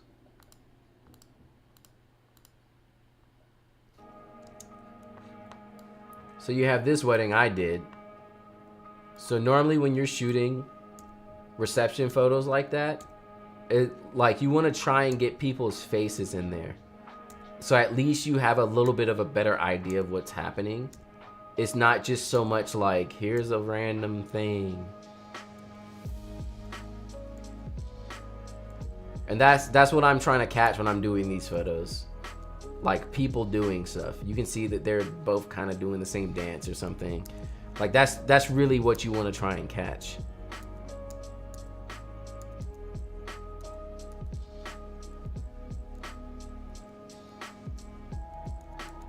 So that's my only little critique. Great photo, there's just nothing happening. I'm about to redo my landing page. Yeah, go watch that live stream where I critique people's websites, because there's a lot of good information in there. Yeah, this is probably the most Nikon submissions I've ever had. Most all these photos are Nikon. A little too orangey for me. There you go.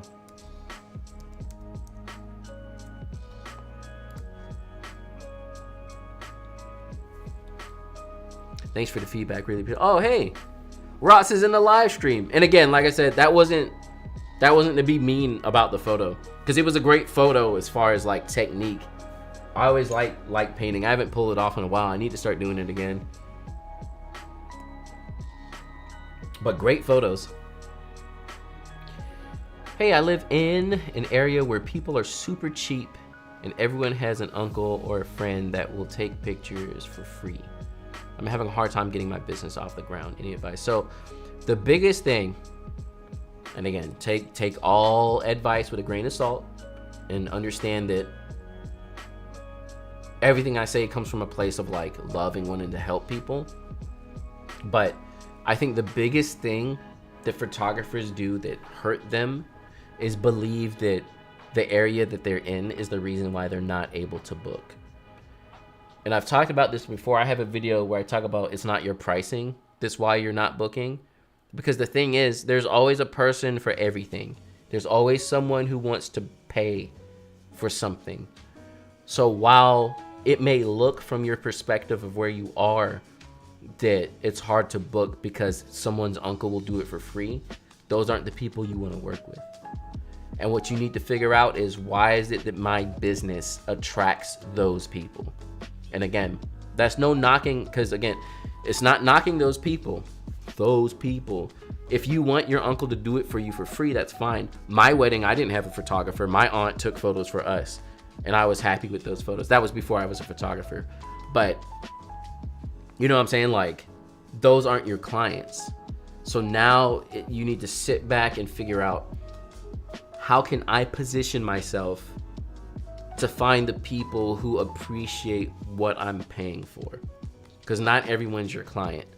Again, to take myself for perspective, I raised my prices last year, probably the highest I've ever raised them. I'm still sweating buckets about raising it that high, and no one's booking me. Now, I could easily sit here and say, oh, it's because I'm priced too high or people are too cheap. You know, there's cheaper photographers, but that's not it. What I really truly believe it is I'm not communicating my brand correctly to the people who will pay the price that I'm at currently. which is why they're not booking me. So that's the biggest advice I can give you is reevaluate your area, reevaluate the type of people who are fine with their uncle doing it for free. Reevaluate your business and how you're presenting yourself and figure out why you're not booking it. Because I'm sure there's a photographer in your area who's booking people for like a decent amount of money. Find those photographers and see what their website looks like. Don't copy them, but look at it and objectively say, what are they doing differently? Which is why they can charge these prices. And try to go from there. It's not easy. Again, it's way easier said than done. But the reason I told you about my prices and me raising my prices as well, to let you know I deal with this on a daily basis myself. And getting into that trap of like, it's because no one wants to pay money. It's a trap that we all deal with. And it's easy to jump into, everyone's so cheap, no one wants to. Also, we have to keep in mind right now with the market and how it is, you know, it's rough. You know, it's rough out there. Everything is super expensive right now. So again, with that in the thing too. So that advice is not saying that there's not cheap people. It's more so, how can I pivot myself to not attract the cheap people? So that would be my biggest advice. That's what I'm doing right now. So currently I'm getting rebranded, and I'm paying good money to get rebranded. I'm working with a branding person. She's asking me a bunch of questions to really make me dig deep into my brand and figure it out. And I'm hoping that once I do that and I redo my website, that my brand will communicate correctly and I will start booking people at the new price that I just set. Gorgeous photo. Oh, but y'all can already see what it's missing. Magenta.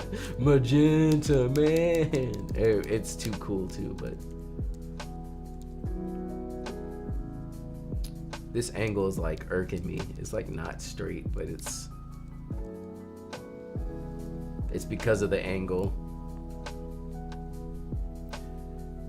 That's really great advice. Thank you so much. Yeah, you're welcome. And I hope it helps. Again, I don't want anyone to think that I'm just over here like, haha, it's easy to do everything. Like, it's all these things are things that I'm personally still learning myself as well. Like, it's hard. It's not easy. You're such a nice vibe. Thank you so much.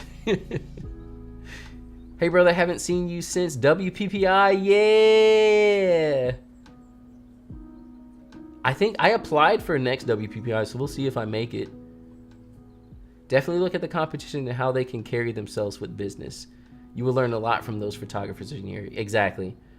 And again, you don't want to be them, but you want to see like who is booking, who are they booking? How do I compare to this? Am I direct competition, or do I have a different vibe that will help me book people that don't want to work with this person? Like, all that kind of stuff makes a difference.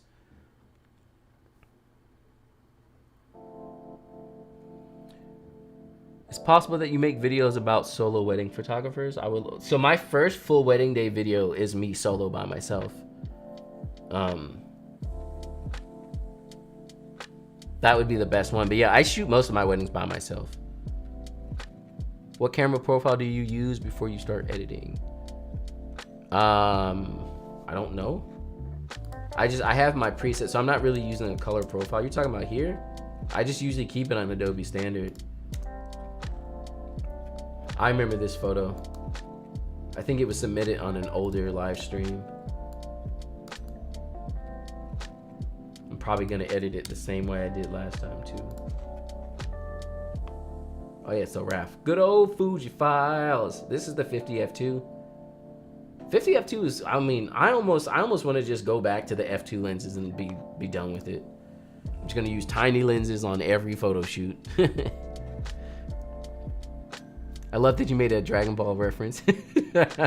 That's the main way I explain that. I explain it the same way every time.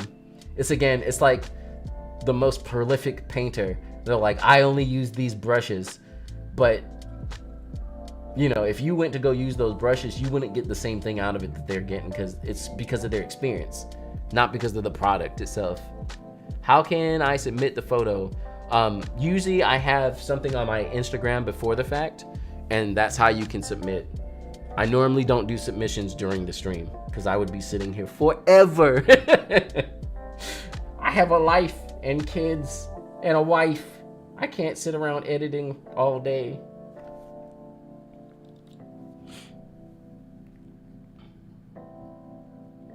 What do you prefer, 90 f2 or 5140? It would be the 90 f2. I usually don't use zooms. What's your favorite Lightroom tool other than other photographers say sky and subject? That select subject is like beastie, because normally I don't do those kind of edits where you select the subject. I do it sometimes if I absolutely have to, but I normally don't do it. But now that it's so easy to just be like, select subject, I love it so much. It's so good.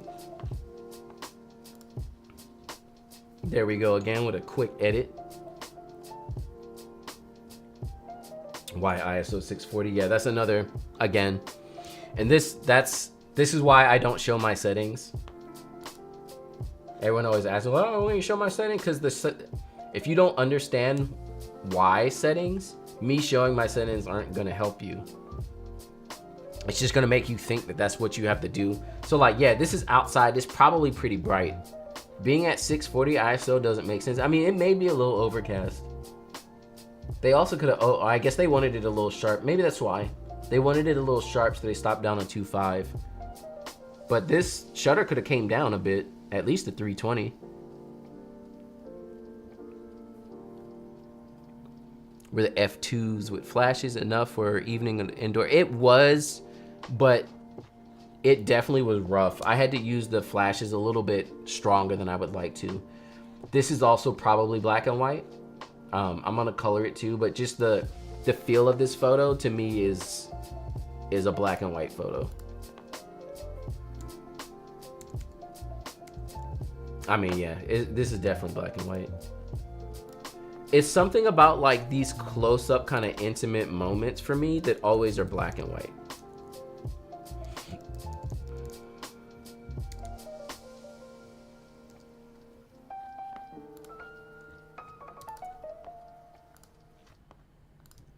What say you, black and white color? Just got the 33 lens delivered. I'm so pumped to use it. Curious how it compares to the 35 f2. Oh, I need to do those videos. Those are the videos I need to do next. Like the 35 f2 versus the 35 f1.4 and the 23 versus 23 f2. I need to do those videos soon, actually.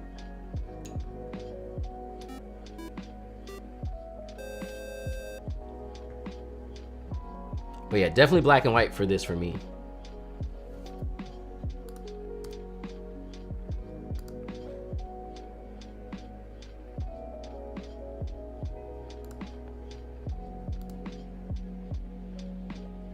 Beautiful shot. Great pose, looking good. This is also like just a nice classic.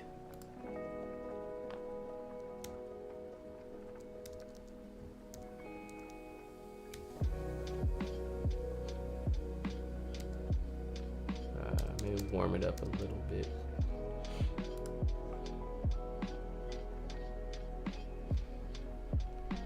Are you a coffee person? Definitely. I'm not like versed in coffee though. I just like to drink it, and I have a pour over, so I'm not doing the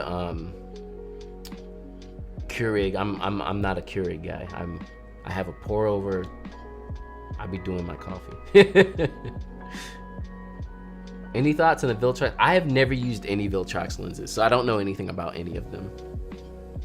Do you have any tips on editing presets on your photos, particularly with Fujifilm? Any tips? Not really. Outside of just understanding the changes and stuff you're doing inside of Lightroom. Teach the kids and wife how to edit so you can edit. We can all edit together. How often do you shoot auto versus manual? I don't shoot auto. I don't even remember the last time I shot auto. I think this is black and white too, actually.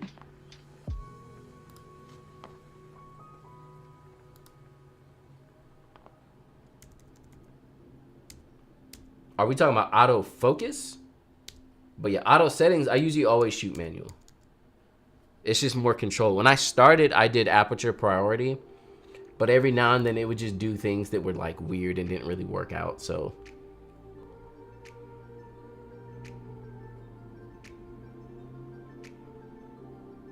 is she stepping on his sneakers? Oh, are we talking about the last photo? Oh no, okay.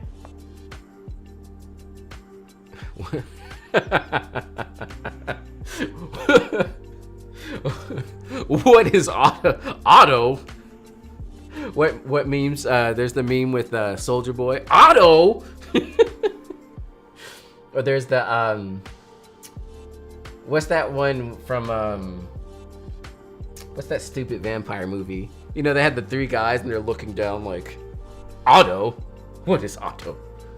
Looking down at everyone. No, I'm just playing. Autofocus. Oh yeah, I usually always autofocus. I don't ever manual. I'm not that good. I know people who be manual focusing are beastie.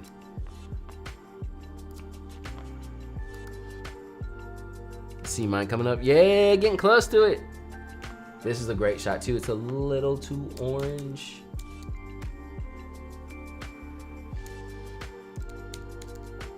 Pull them shadows up a little bit. So one thing you've noticed sometimes how I do the subject select and I do the shadows, but this time I'm not doing it. The main reason is because there's nothing behind them that the shadows are really affecting as much. You see that? Like you're only really seeing it on them. Now, if there were other things in the back where I could see the shadows being sucked out of everything, then I would do a subject select because I don't want the whole photo to look like there's no shadows.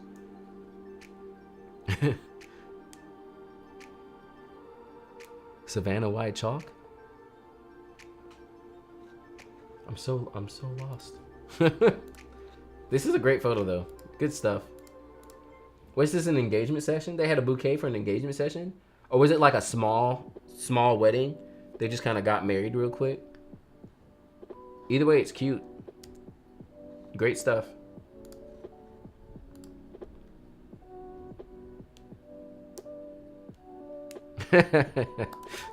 Auto and hungry equals car.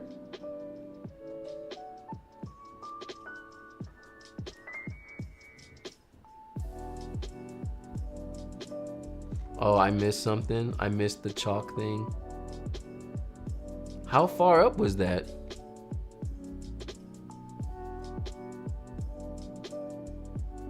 I don't even see it no more.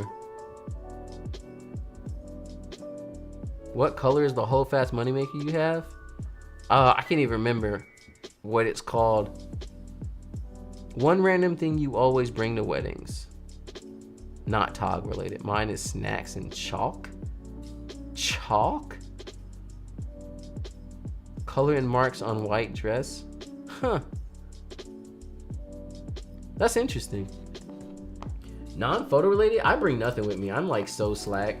I know so many photographers be bringing like whole like emergency kits and stuff. I just show up. I'm like, here I am with my cameras. Let's go.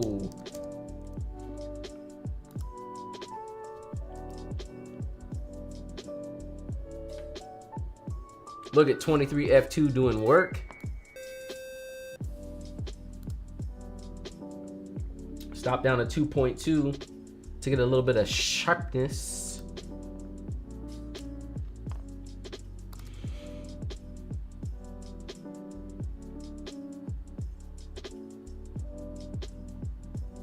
ISO 1000.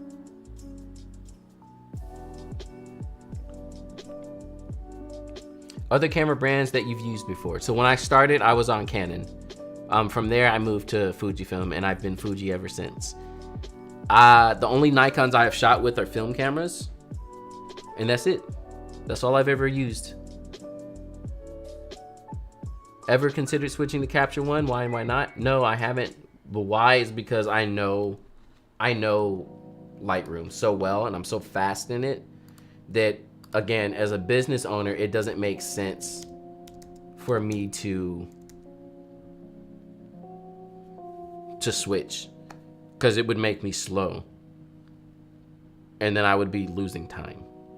And time is money. I'm trying to get paid. No, but you know, like I can sit down in Lightroom and be like, bam, bam, bam, bam, bam, bam, bam. Capture one. I'm like, oh, what am I doing? Where's the thing? What? And it takes me forever just to edit like 2 photos. Portugal in the house. Welcome to the stream.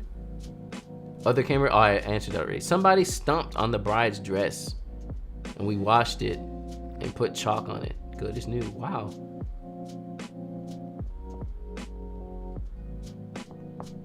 Hold Fast Linen pouches finally back in stock. Are they? I'm about to buy one myself. I need a bigger one.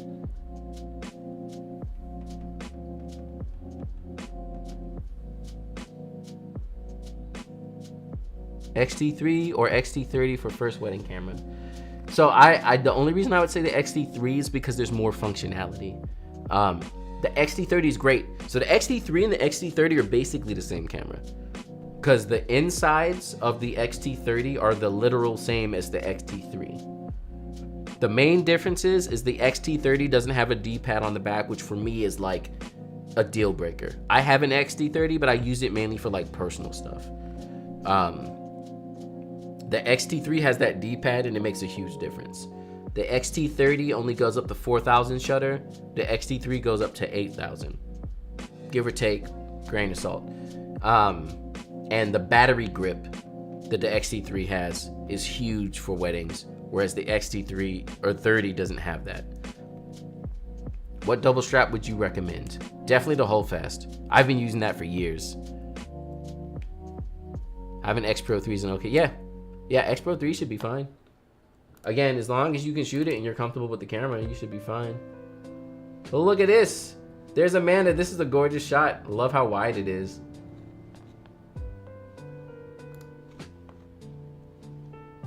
So we're gonna subject select for this one. What, bro? Come on, Lightroom. Come on.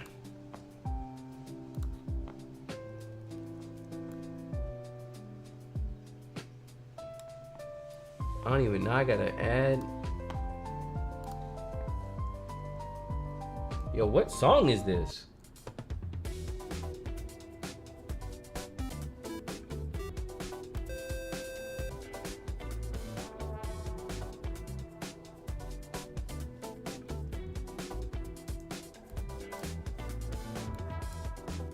Okay. So we're gonna turn up the shadows on them just a bit.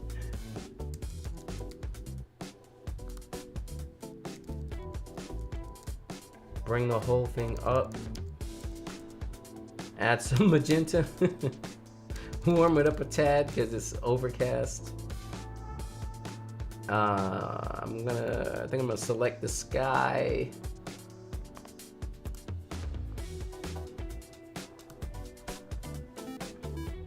I'm gonna turn that down just a little bit. Just a little bit. And there we go. I like it.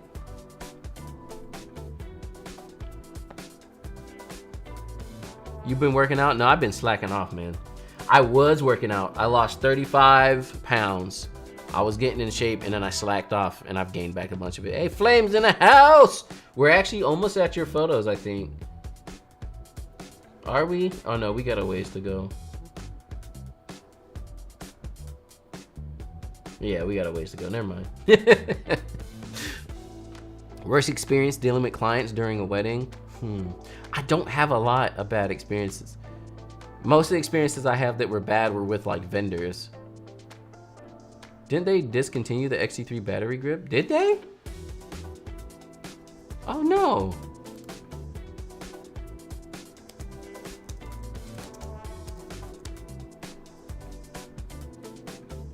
XT3 battery grip, B&H. B&H still has, oh no, that's XT4. Oh man, did they really? Yo, that's the worst. I shoot natural light, but I'm looking to invest in strobes / softbox for some portraits. Any recommendations? Because I don't use them too often, I don't have any recommendations. However, Godox is the way to go. The Godox AD200s are awesome. That's AD200.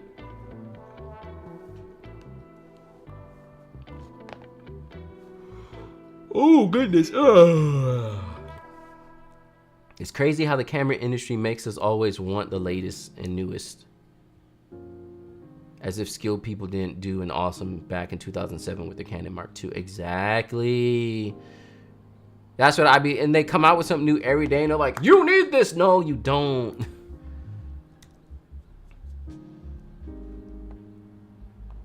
Beautiful shot. Now it is backlit, so again, it's gonna be hard. It's a hard edit, but it's not horrible. I'm gonna select subject. Would it get both of them? It did. And that tree, but whatever. Just gonna pull these shadows up on them just a tad. Then I could pull this exposure back a little bit.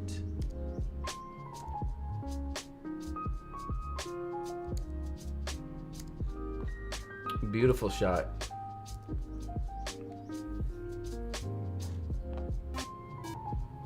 Have you encountered image branding in photos you've taken because of something like tungsten? Image banding? Tungsten lighting or fluorescent lighting? I don't believe so.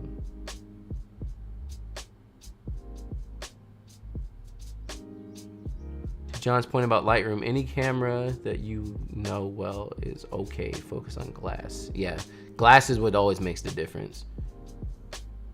Oh man, you're still going. Yeah, these streams tend to usually be at least 3 hours, and I've only been on here for about 2. So Kenya in the house, welcome to the stream. What about possible clients who wanted portraits but no editing needed? What would I do? I probably wouldn't work with them. There's a certain standard of where I want my business to be. Also, Amanda, great photos. Thanks for submitting some stuff. But yeah, so there's a standard that I hold my business to and what I want. So if I had a couple come to me and they're like, hey, can you just take like 50 photos and give us the photos, just whatever, you don't have to edit them, whatever, I'd be like, nah, because that's not what I do. So if that's what you want, that's not my business. It's the same thing if I go to, I don't know, a plumber and be like, can you just give me some pipes? And I can run water through. I don't know, that's a bad example. But you know what I'm saying? Like going to someone asking for something and they're like, my business installs it for you. Like half of what I'm giving you is the experience. The expertise and the experience. That's what I'm giving you, not just photos. Matrix Photo, thank you for that super chat.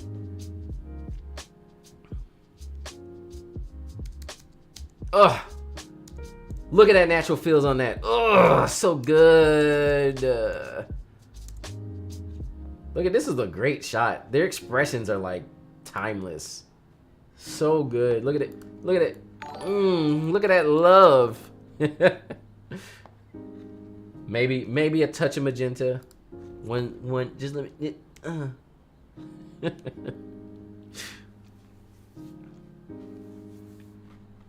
But yeah, I wouldn't work with them. And that's not me being like snooty or anything. It's just, it's the same thing. Like you wouldn't go to a restaurant and be like, can I just get the steak, the raw, can you just give me the raw steak? How much would that cost? And they'll be like, they'll give you a price that's mad. It'll be the same price as the meal. And you're like, but you're not even cooking it. Like, no, that's the point. The point of the restaurant is to serve you and to cook it for you and to give it to you. So the same thing with me. Don't come at me like, can you just take 5 photos and give me the raw photos and we'll edit it? No, because that's not what I do. You know, like I curate the photos for you. I edit the photos for you. It's a whole experience. $1,000 per photo for the copyright. Get a graphite silver XT1 and guests will love the look. I know the silver graphite cameras, the Fuji cameras, they totally look like film cameras. Have another more coffee. Thank you so much. Did he just ask for the you just give me the do you use Honeybook? If so, for what? If not, what's your... Yes, I do use Honeybook. I use it basically for booking my clients, getting my contracts out, getting my payments in, client communication. Another great shot. The only issue with this, and obviously it's probably a directional thing, is that you can't see the ring hand. This would have been like complete if this was on the opposite side. But again, sometimes you just can't shoot a certain direction. I know that all the time, so.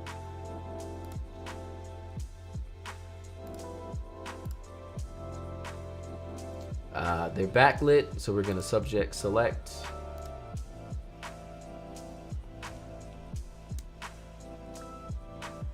Bring them up just a tad. That's probably enough there, because then I'm gonna bring up the whole photo. And I think it needs to be warmed up a bit, yeah.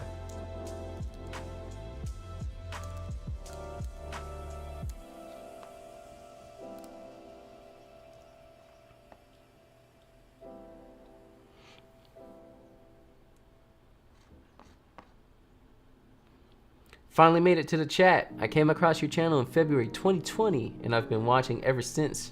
Thank you for being transparent about everything it teaches. Awesome. Thank you so much. Glad you've been along on the channel. Welcome to the stream. It's like going to a fancy restaurant and asking for the ingredients to home cook it. Yeah, exactly. Exactly. Like, you wouldn't do that. The reason you went to the... Hold on, this is too much magenta. I messed up. I added too much magenta. How could I? What happens if you hand over the edited photos and then the client adds some IG filter? I don't think I have many clients who do that, but if they do, honestly, I just haven't really, I like don't care too much about it.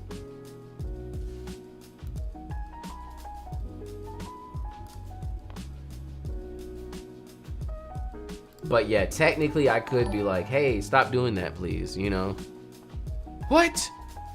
Another one? Amanda, thank you so much. I like heard the sound. I was like, what happened? Yeah, I'm about to go buy a gallon of coffee and just drink it all at one time and then never sleep again. Maybe just if it's another photographer asking for the raw photo, but how often does that happen? It doesn't happen. I had a couple recently who asked for raws, except they had like a legitimate reason why they wanted the raws. A lot of times if I do have raws or like an NDA clause or something, I'll generally, I charge for that. But yeah, it happens. It's actually kind of surprising sometimes. I'm always like, what are you gonna do with the photos? So see this again, this looks like a second photographer shot. Cause like they're all up in the shot. Like this just looks like a second photographer shot. Have you ever been to India? I have not. I have not been outside of the United States. I gotta go somewhere.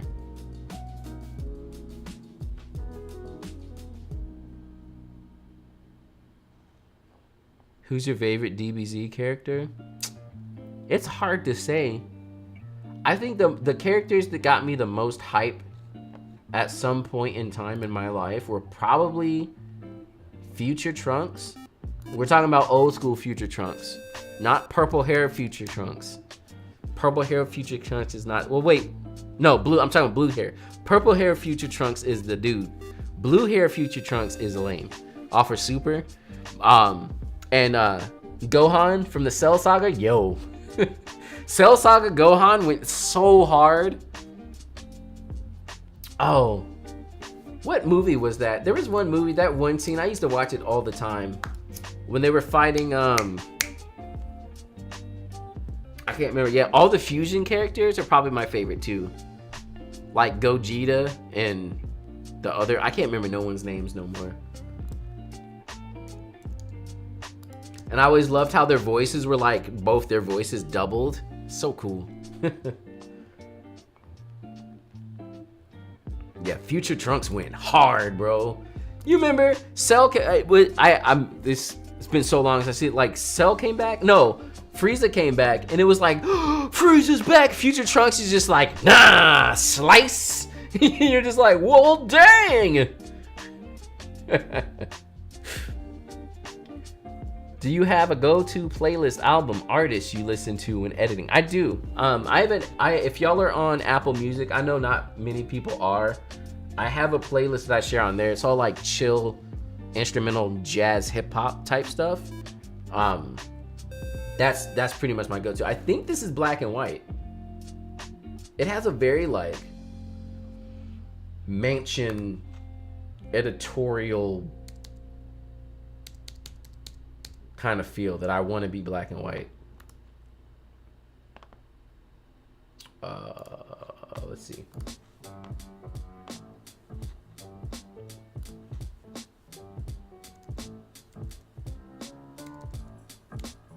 Yeah.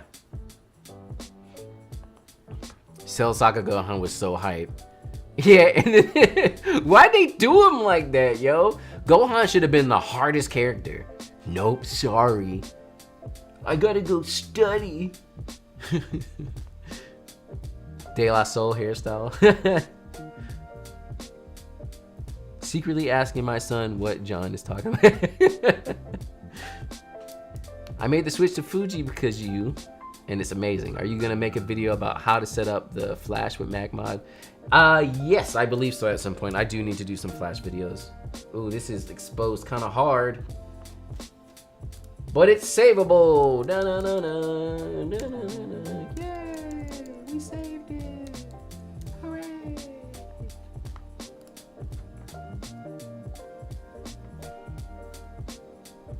Put a hard noise on that. Oh yeah, hard noise on that Black and White. It looks so good. My all-time favorite DBZ character is Vegeta. Vegeta goes hard too. And I feel like the longer that character is around, he becomes more of a like favorite character. Cause Goku is slop. Goku is messed up, yo. He just wants to fight. He don't care about nothing. The whole universe about to get destroyed. He's like, I'm just trying to fight. I want to find the strongest person. He endangers the timeline. I just want to fight somebody. And then he goes into a fight knowing he can win, but he's like, I'm not even gonna try. Goku, why? This person came and they're gonna destroy your whole planet. That's great. I want a fun fight. Okay, Goku. And then after he like playing around, he actually starts getting beat and he's like, oh wait, hold on. But now I'm too weak because I was playing around the whole time and this person had 50 different levels I didn't know about. Great job, Goku. Thanks.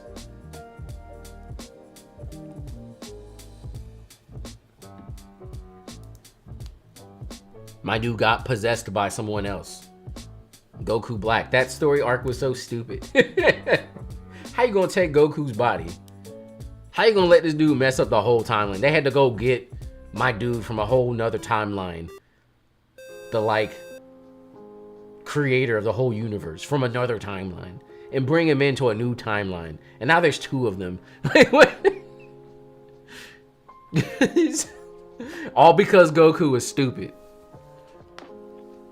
I can't watch DBZ, but One Punch Man. One Punch Man is really. I love how One Punch Man. This goes hard, y'all. One Punch Man is so fun because it's like a satire against stuff like Dragon Ball Z. Like that's the whole point. You remember when you get to those Dragon Ball Z episodes where they're like so strong that when they power up, they like can destroy a whole planet just from powering up. You know, it's like ridiculous. You're like, okay, this is definitely Black and White. Definitely Black and White.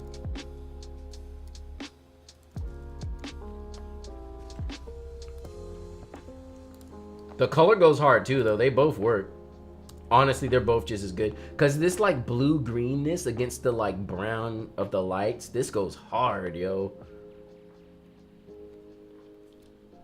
One punch! Your live streams go hard. Thank you. Been following for taking notes. Awesome. Yeah, they made him even more immature and super. Yeah, it's horrible because at least in Dragon Ball Z, it seemed like he kind of cared about something. Super, he's literally just like, I'm gonna fight somebody. I didn't watch season 2 of One Punch, and I need to go find it. Chi dreads Goku. Yeah, they both almost go equally as hard. Great photo. Here we go again. This is black and white. Anything close up like that with intimate feels is black and white. There's like no question. And I get that question a lot. How do you decide if a photo's black and white? That's how. When it has like a feel like that, it's black and white.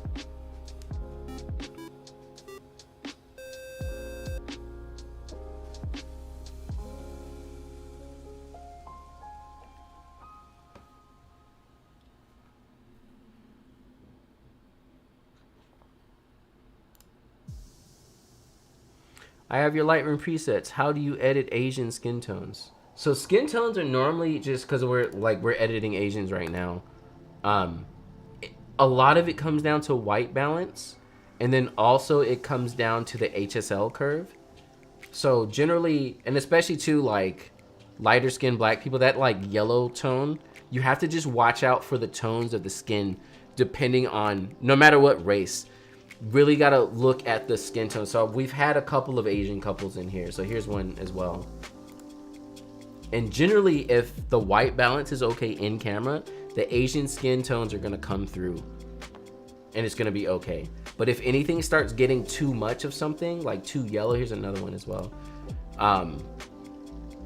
Generally, I would go into HSL and drop the saturation. And that's what I do on anyone's skin tone. So like people with skin tones closer to mine, what ends up happening is it becomes too orange. Or even this photo here, when I did it originally, I had to drop, see, look at my HSL for orange. I had to drop it to 15 because, so this is shot with a flash, and whatever's going on with, see, even I could drop it even more. Just the way the tones came off.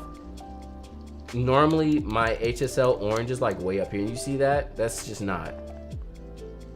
It's like too much spray tan, so I had to drop it down some. So that's normally any skin tone.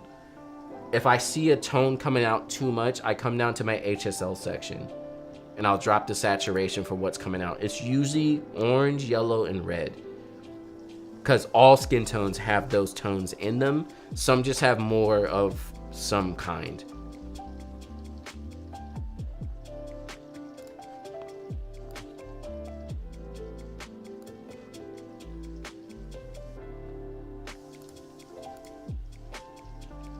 Uh-oh, magenta man.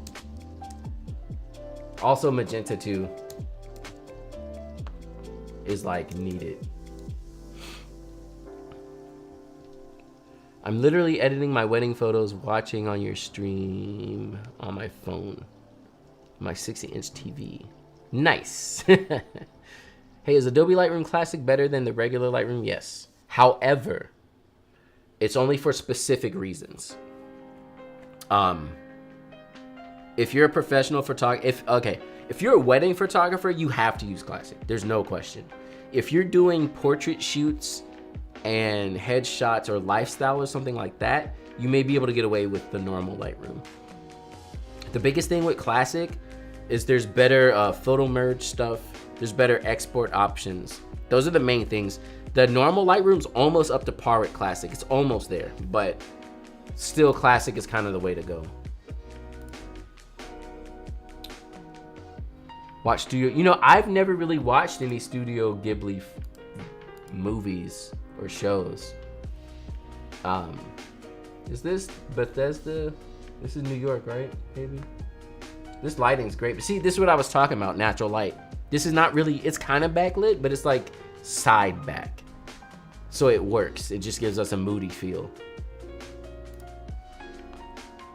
So, okay, here's a great case study. So with the natural fills preset, I have the highlights turned all the way down. But because this photo has all this great natural highlight in it, and it's the main, like the majority of the light coming in, if I want to keep that vibe, I have to turn this up some.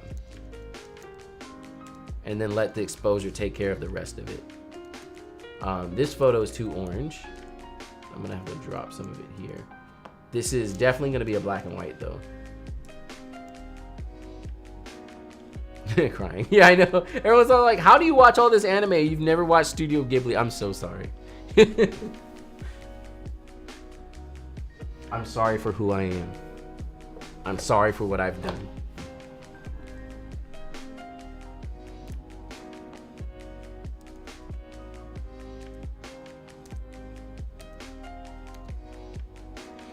Cool tutorial. Thanks, bro.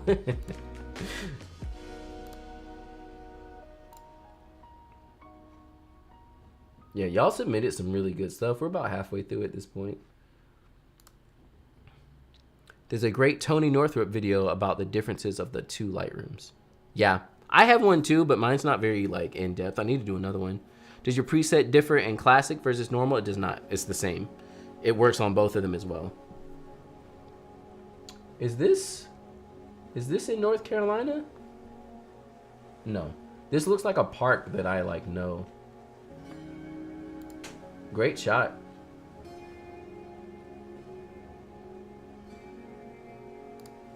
Oh my goodness. Thinking this needs some magenta.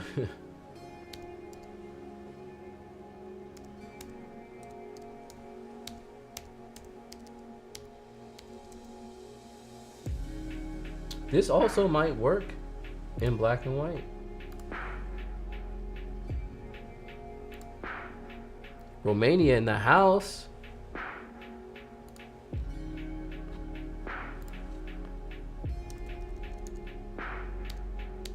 This is a cool first look shot.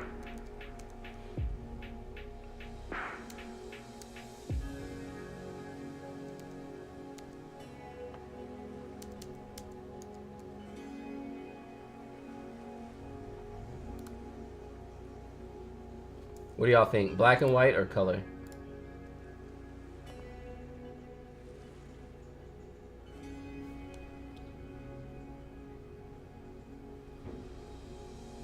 Yeah, Tony Northrup, he's one of the first YouTubers I watched. He helped me get my start in photography by watching him. That's another reason why I'm on here sharing so much information, because like the Northrups really got me kind of started.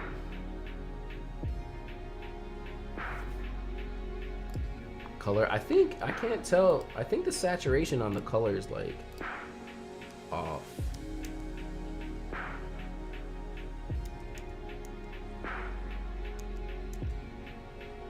But yeah, I like the black and white one. Beautiful photo. This is a DNG. Oh, it's XF, so it's Fuji.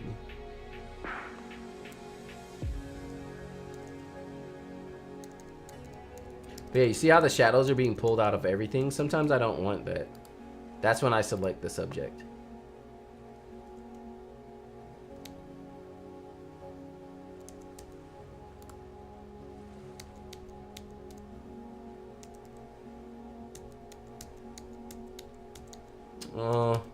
I hate golden hours sometimes, y'all. I'm gonna be real.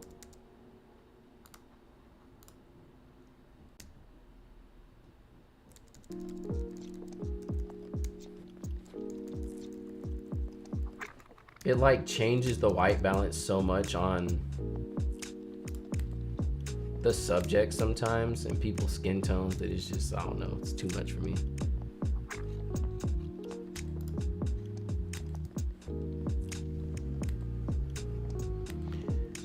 You said magenta a few times throughout the live. Can you explain what are you targeting when you're adjusting magenta and why? Kind of confusing me. Yeah, that's a great question. So basically, and I'll go back to, this photo was a great example. So we'll make a virtual copy of this one. I'm gonna reset the photo. Half of this is just my own personal eyes, but I hate green. If a photo is too green, I cannot handle it. That's where the whole kind of inside joke for most of the viewers about Magenta Man. That's what I'm called because I was magenta stuff. So when I put my preset on this, you see how green that is? Like I can just see the green. The main place you can see it is in his shirt here. There's just a lot of green. His khakis are very green. And that's, again, where you're looking at your white balance here. So with your white balance, you have your temperature, so either cool or warm. Think of that as blue or orange. And then your tint, think of that as green or magenta or pink. So for me here, if you compare it to the final edit I made of this, you can see it better. You see how much greener this is? But if you look at the photo as well, not only does that green, it affects the skin tone. Look at his skin. You see how different the skin looks because there's missing magenta? So for me, when stuff is too green, it makes the whole photo feel off. And it's mainly because the skin tones feel off to me. But again, everyone has their own kind of eye. A lot of times, I'm sure a lot of people look at my photos and think that I'm too heavy on the magenta. And a lot of times I am pretty heavy on magenta.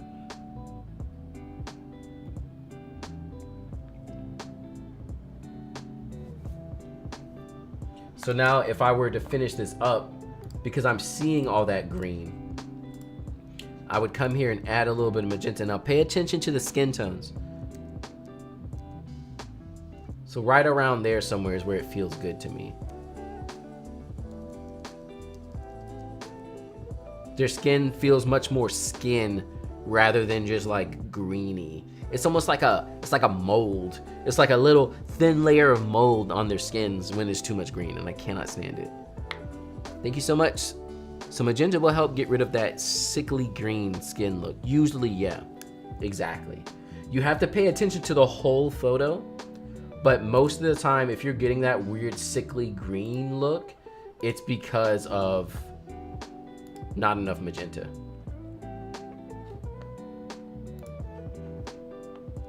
So again, this is one of those hard situations because of, it's like during golden hour, right as the sun's coming down, and the sun's all up on them. So for me, right now, they're looking way too magenta and too orange.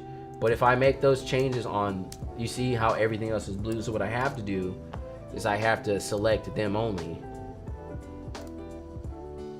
And then I have to make those changes on just them. But then they kind of stand out from the background. That's why I don't really like golden hour. Everyone, oh, golden hour. I'm half and half on it.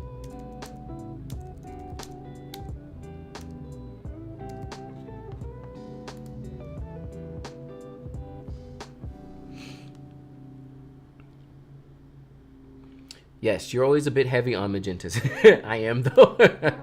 I shoot studio for work for over 10 years and I'm super fixated on natural skin color. Yeah, I'm definitely, my overall edits and everything are too magenta. So like for someone like who just commented who's doing studio work, like their skin tone accuracy is way more than mine. But see, and that's the biggest thing, again, just talking about photo and stuff in general, you just have to be real with yourself and understand where you come. So many people like want to sit there and debate and have things be perfect here and there and da da da da da. But you know, another way of becoming a better photographer is being able to take constructive criticism and to understand where you stand. So if someone looks at me and they're like, hey bro, your photos definitely are too magenta, that's cool. I like them like that. So I don't take that as a diss or anything. It's constructive criticism. And sometimes I know most of the time I'm too heavy on magenta, and I'm not going to sit here in front like I'm not. And that's the biggest thing for me. Like, make sure that you're able to take constructive criticism and to see yourself and to try and change from that and learn from it as well. Not just be like, oh, this guy's hating because he says I do too much magenta. No, I do. My magenta be heavy, and I like it. Which is why they call me Magenta Man.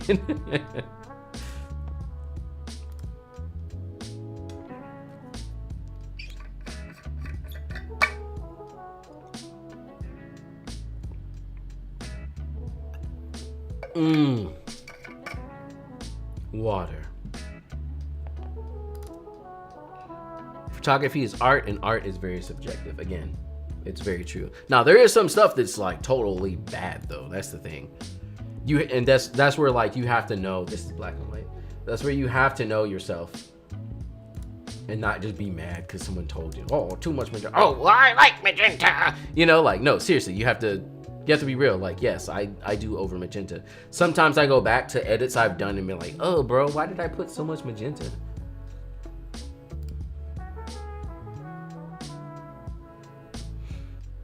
Been shooting weddings over 10 years and always learning. Exactly. Always learning. Never stop learning. That's, again, why I still second shoot. I don't do it often. Oh, gorgeous.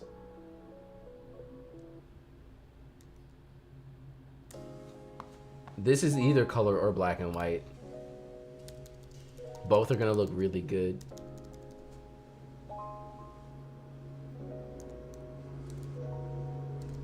Drop these shadows.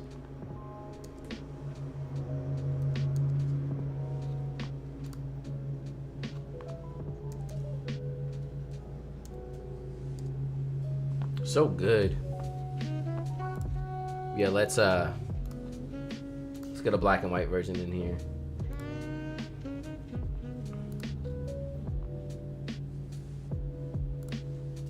Oh wait, this is RAF.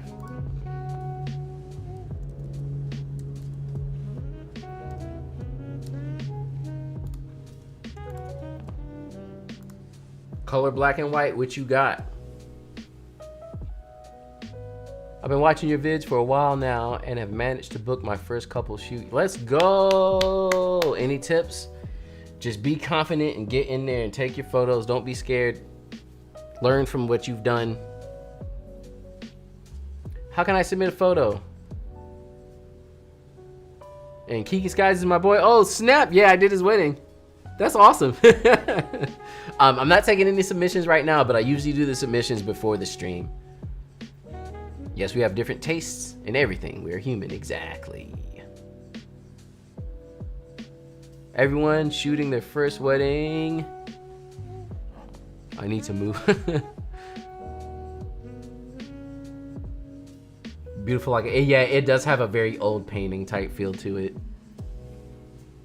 Mom's Day next week. Oh yeah. I almost forgot. Thanks for the reminder. First wedding in August, let's go. On another subject, a friend of mine, a fellow muso, who has played keyboards for Mariah Carey, nice, has switched on to photography and Fuji because of your videos. Oh, awesome. That's crazy. I feel like there's so many music people, because remember, I majored in music. Like, music was my main thing. I just took my saxophone to get work done, and I just got it back. So, like, this might be black and white, but we'll do color for now.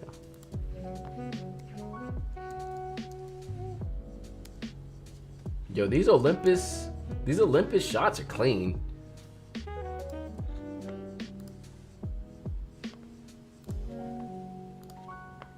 But yeah, I've heard of so many photographers or like music people turn to photographers. It's like a common thing.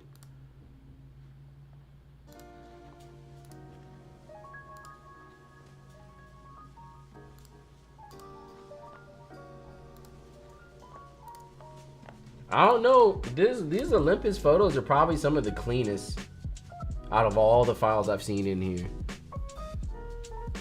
Alto gang, yeah. Yep, alto sax. I want to buy a soprano too, but FBI Men in Black vibes. Oh yeah, it really. Yeah, I've been a club DJ for a while now. I'm transitioning to wedding photography. Yeah, again, it's like so many musicians. Patrick Bateman. If you have to choose only 2 lenses for a wedding, which one would you choose? Probably the 50 f1 and the new 23 f1.4. Both amazing lenses. I play drums, keys, and guitars all my life. Nice. Team tenor, nice. Yeah, I played saxophone 15, 16 years. I went to Berklee College of Music. I'm okay. I'm rusty now because I haven't played for a long time. Is this from that same other photo? Yeah, these are gorgeous photos. Is that a styled shoot or was this a real wedding? Yeah, and that's it. I'm not even gonna touch that. That looks great. The lighting on it's perfect. That's awesome. This could be black and white as well.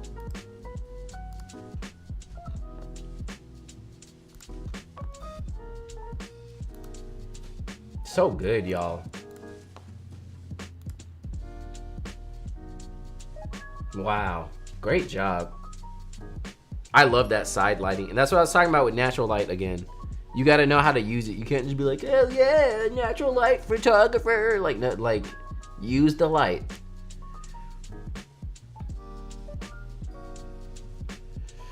Yes, you're right. The musician photography thing, yeah. True in my case, and even people like Byron and Boy George. Yeah, it's a big thing. Are we getting a new wedding day vid with the I recently took a Jazz 101 class, favorite jazz artist album. I just picked up an Art Blakey.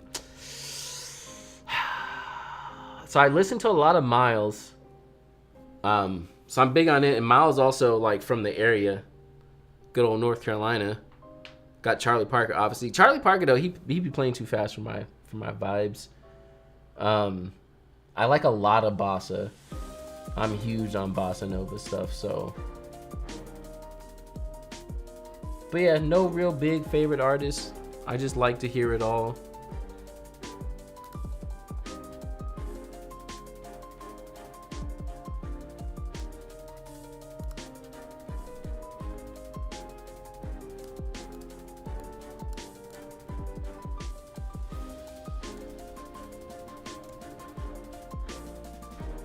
This bokeh is crazy on this. Yeah, so this is generally the type of photo I would say seems like a second photographer photo as well.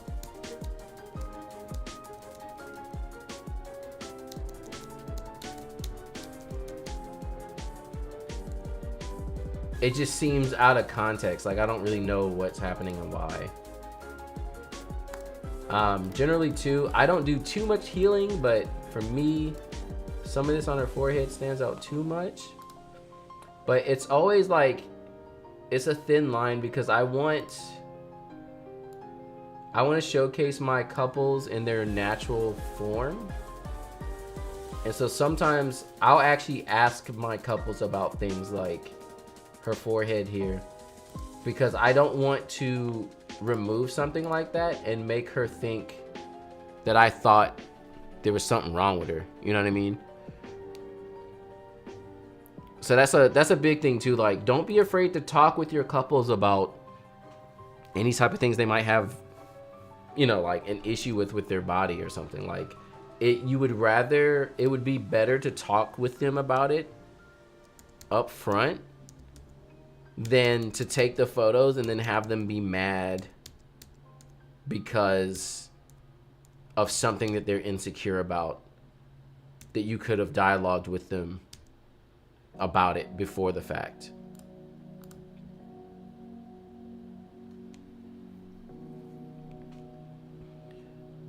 I play piano, violin, and guitar. Was selling beats till recently. Nice. I'm trying to get back into selling beats, but I haven't made any music in a hot minute. Thanks, John. Sometimes get worried when I look around and no one is using Micro Four Thirds. Yeah, those photos were clean. That's, again, it's not about the sensor, because people be hating, it's not full frame. It doesn't matter.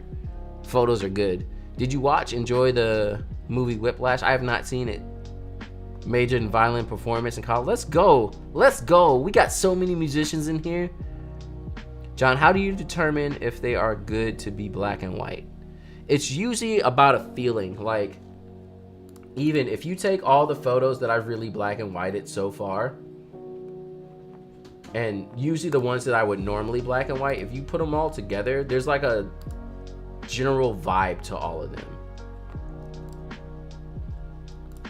So I'm gonna take all these and like, do y'all see that? Do you see kind of like the vibe that's going on here and the feel, especially like this one here? There was another one I black and whited too that's not on here. There was where's that one with the earring? There it goes.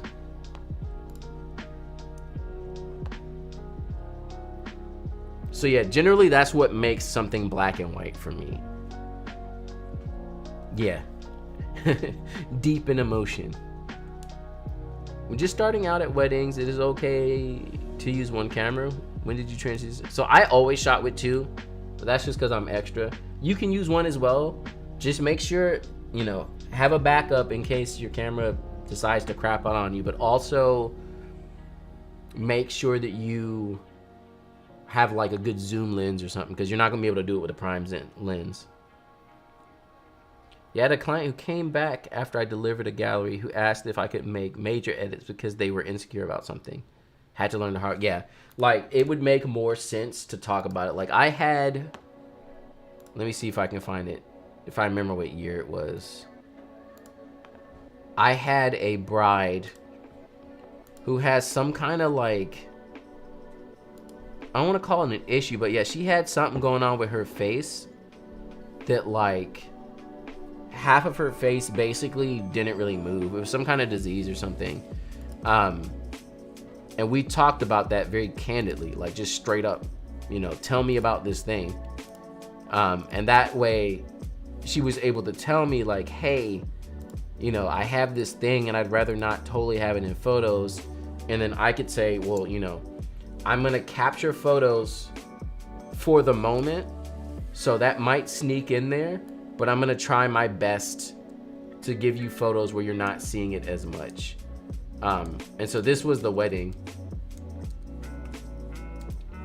And so we always shot in a way where like either you couldn't tell, and that just made it so much better. So it wasn't like I just took photos and then had her come back and be mad.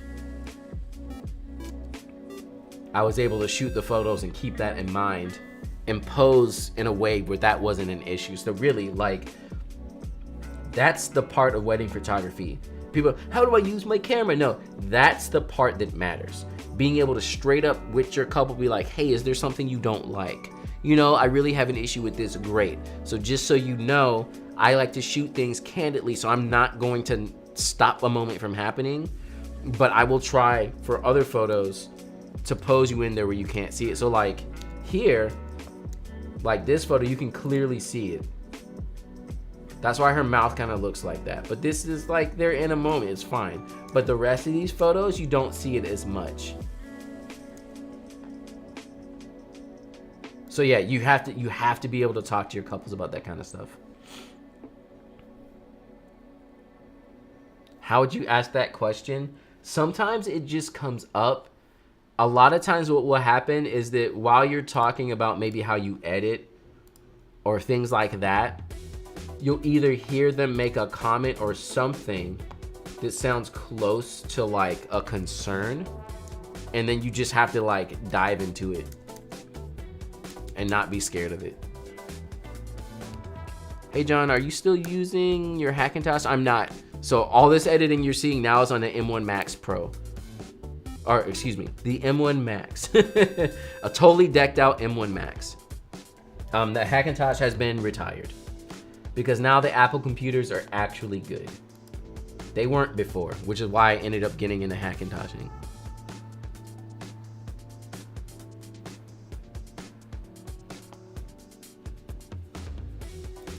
Okay, hold on. I'm gonna get a quick BRB in real quick.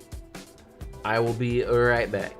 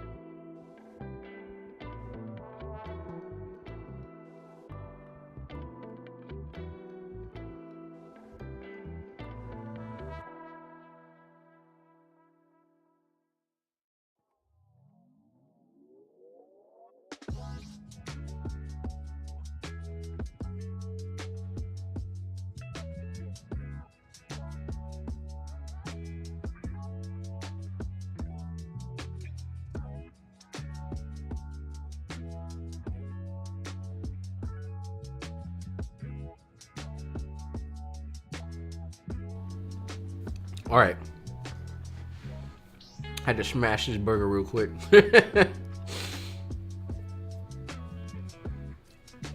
Where do you make the albums you give your clients? I use Red Tree Albums. Absolutely love them. They're absolutely amazing. Also, they only sell to photographers, so you know it's like high quality products.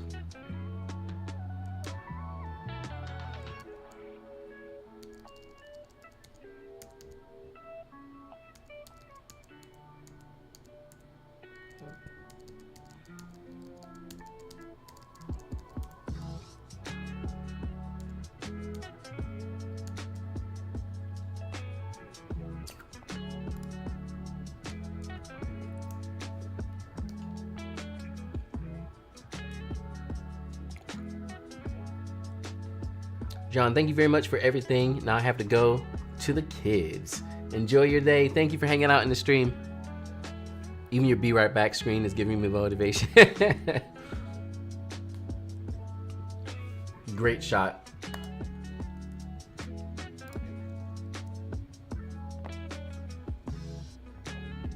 This is fun. Oh, that's not gonna work. Super green.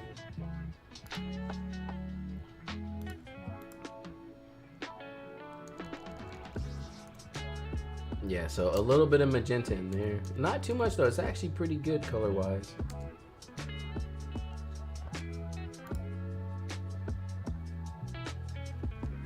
John, how do you manage the overload of images on Lightroom? Do you delete images after? So you mean like Lightroom freaking out by having too many photos? Because I've never really had any issues with Lightroom, but I do, again, I make my catalog per year, and usually it's fine. What do you use to print photos for your home? I don't print myself, but if I'm printing for my, I'm sorry, I misunderstood the question. If I'm printing something for myself, I use Artifact Uprising. I like their prints. Not sure if you answered this, but 50mm or 56 for wedding. Shooting with X-T2 and an X-T3. 23F2. I like the 50F1 better, but the 56, if you can't afford the 50F1, the 56 is the best choice you can make. What will you be speaking on at Spark? I'm gonna be speaking on YouTube. I'm really big on trying to share information to help others basically change their lives. So I'm gonna be talking on how you can use YouTube to leverage your business, build your business, and have like lanes of passive income and things. Yeah, this is way too cool. You see there, I warmed it up, and it's still cool in the back, but their skin tones look much better now. That's what we wanted. This photo too, just because the white balance is kind of all over the place, it would work as a black and white as well. That's my other reason for black and white. Is white balance is weird.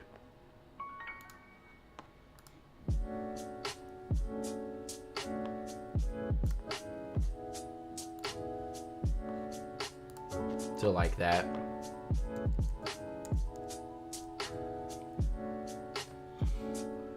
Do you have a crazy summer to look forward to? Nope. I have a nice, calm, empty summer. I got 2 weddings next month, and then June and July are basically empty.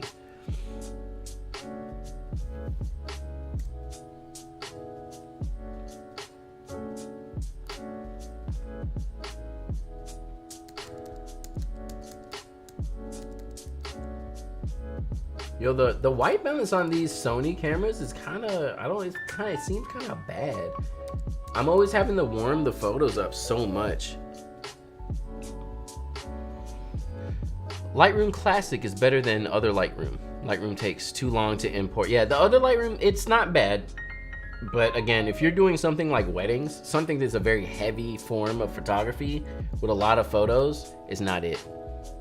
When is the next live and what will it be? I'm not sure, but I usually always do my lives like the last Friday of the month. So if you're ever curious about like when lives happen, even before I schedule them, they're usually the last Friday of the month unless I have something going on.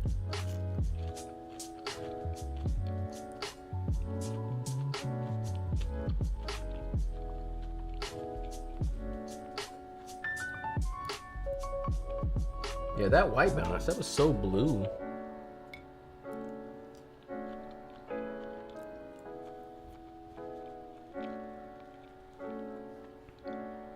I know this is a super simple question, but still new.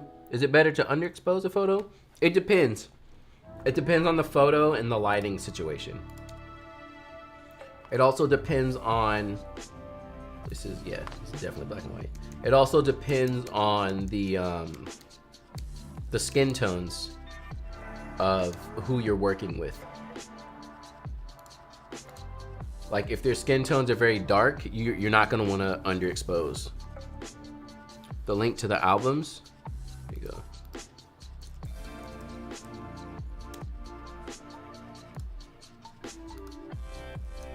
But like if you're outside and it's super bright, you want to underexpose as much as you can without ruining like the lighting on the person you're taking a photo of. Thanks for all the knowledge and inspiration. You're welcome. What's the worst thing you had experienced shooting a wedding? I think the worst, so I actually don't have a lot of bad stories. Most of my weddings are extremely smooth. Everything's great. I think the worst I've had was at this one wedding. We were running a little behind. I took the couple to take photos. I was going as fast as I could. I wasn't taking my time. And I was gonna get in like 1 or 2 more shots. And the wedding coordinator, like the venue coordinator, came, took the couple from me because reception needed to start it. But I mean, I'm saying we're like 1 minute late or something. Took the couple from me and then proceeded to yell at me about how I was taking too long. And I mean, like, this dude was yelling in my face. It was like dumb. It was the stupidest thing.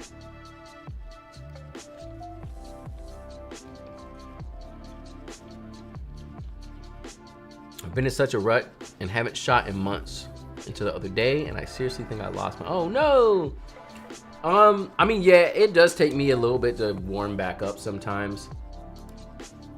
But a lot of the times I just kind of jump back in and try to just do what I can.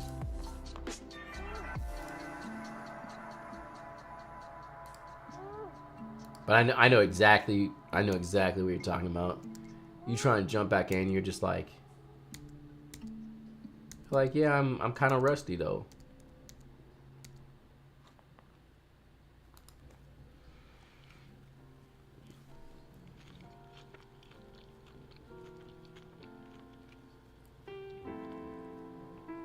Advice for dealing with clients who always wear glasses as far as reflections? Huh. You know, I've never had that problem. While I sit here with a reflection, I've never had that problem.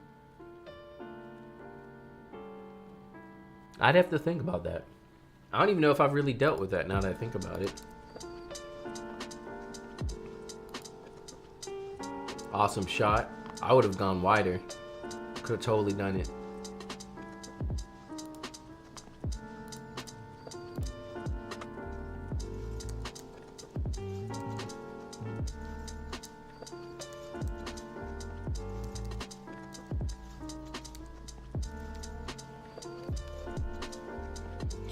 Rusty is the word. Love seeing you. Yeah. Appreciate you, bro. You've helped more than you know. Catch you next. Thanks for hanging out in the stream. We got Nepal in the house. Welcome. Here's our before and after.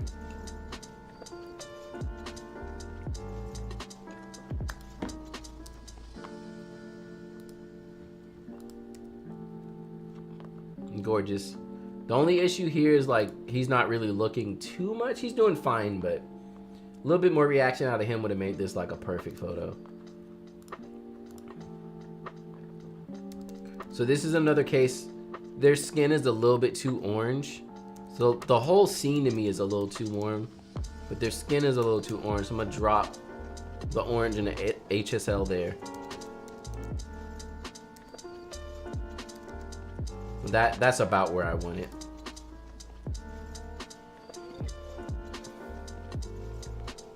One last question. Can you shoot a wedding with no external flashes? Yes, but it's definitely not recommended. Now, when you say external, you mean like off camera? Because I usually shoot most of my weddings with my flash on the camera.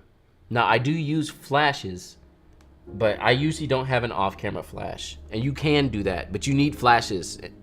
You need flashes at some point.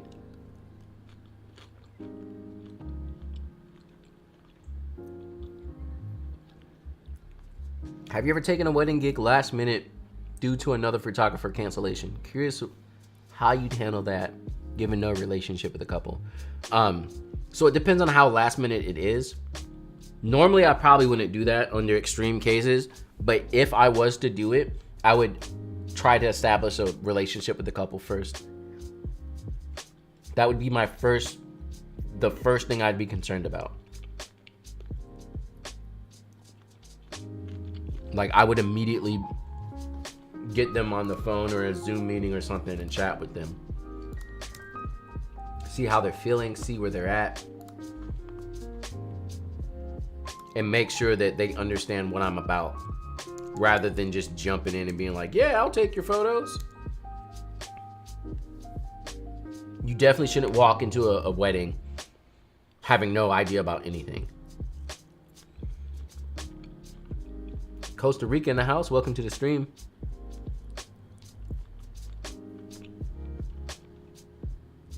Thank you so much. I was just a bit confused because I have such a hard time recovering light in photos.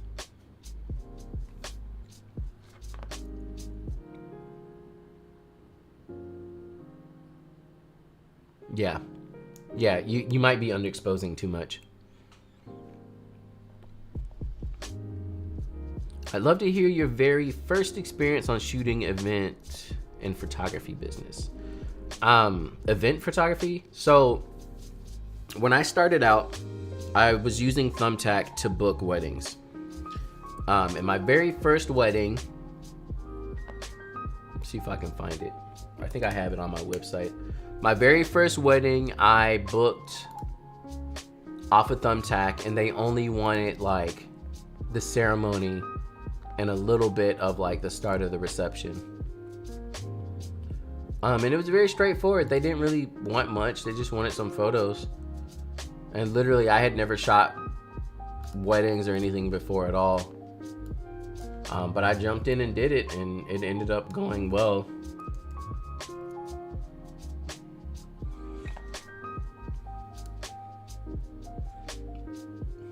Russian Unique, thank you for that super chat. No message though, but I'm happy. Thank you so much. I appreciate it. Anything about the Canon EOS R6? Let's talk about it. I've never used it, so I'm not very familiar. Thank you for your videos. They literally have inspired me to get back into photography. That's awesome. But yeah, so this was my first ever wedding. It's a little all over the place, but you know, I'm just taking random photos, not much context, but it ended up working out pretty well, actually. This stuff was with the Canon 6D. I just bought the R6. Can't wait to shoot upcoming gigs. Nice. I had a situation with a client when their glasses fogged up and I didn't notice. Oh no! That's the worst. Do you send a style guide, tips for couple how to dress for engagement sessions? I do. I have a little page on my website. Here it is. So I usually send this website page to my couples before their engagement session. Ugh, that Dutch tilt. How you feel about reflectors? I mean, they work. For me, for weddings, I want to be like as minimal as possible so that I can move around better and get the shots better.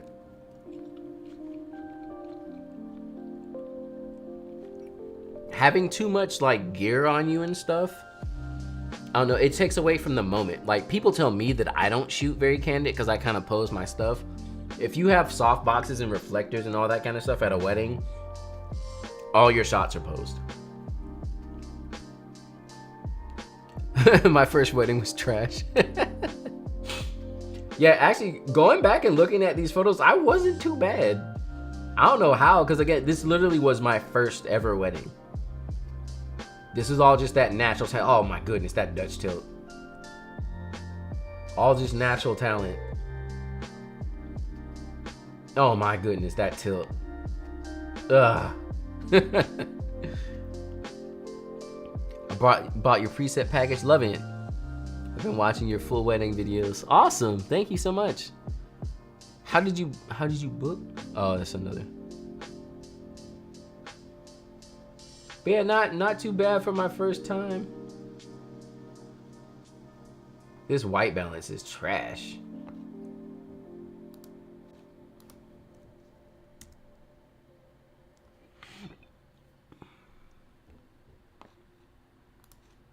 Oops.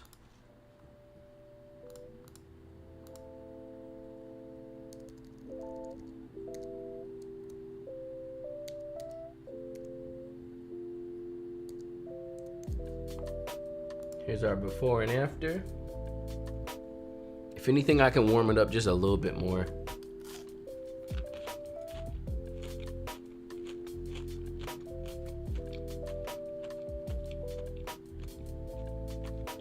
Actually, I am gonna warm it up.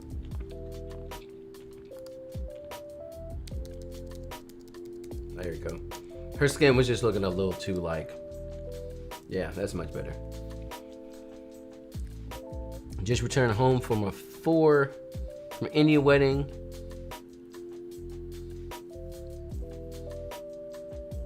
$40 degrees, 35 Sigma are pretty impressive. Nice. Reddit. There's like a Reddit wedding page that I'm a part of, but I don't really post in there too much. Cute shot. This is looking like a golf course, maybe?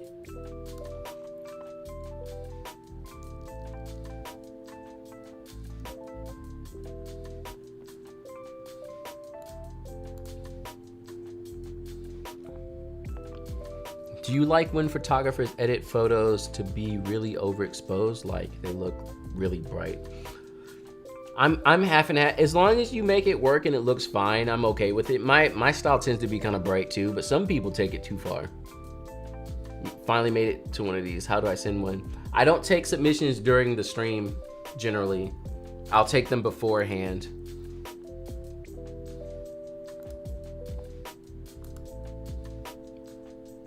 Cute photo. Kind of backlit.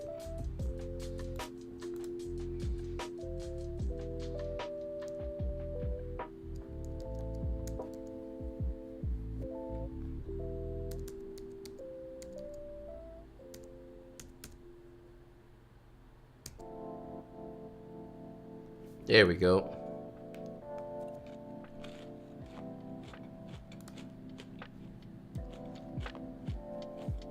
There's our before and after.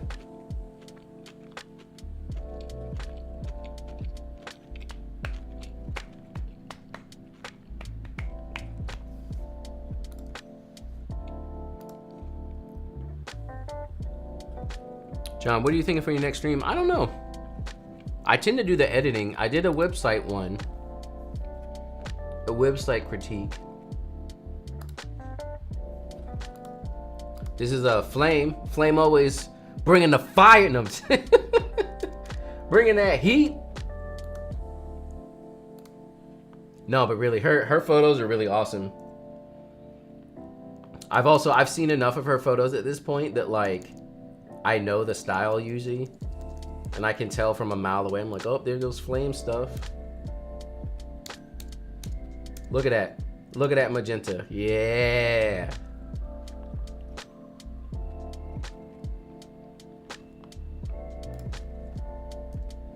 Look at that edit.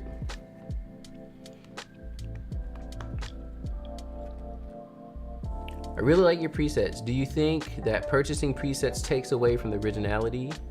I really want to purchase because I have inconsistent edit. It's a very subjective thing. I mean, yeah, you know, it may not be your style, but the thing is, presets are a great way to start somewhere. So you can take a preset like my preset and tweak it from there and make it your own. So it doesn't necessarily take away the originality.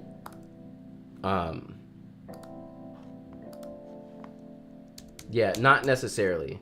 A lot of people will tell you that it's like lame, but I think it's a half and half thing.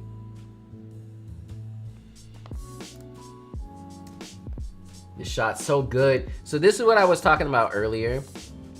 And obviously this is like a solo shot, but these like under the veil shots, they just, I don't, it just looks weird, like you're stuck under something, but you like, this is beautiful, beautiful composition too. It gives that motion. It brings your eye into the focal point.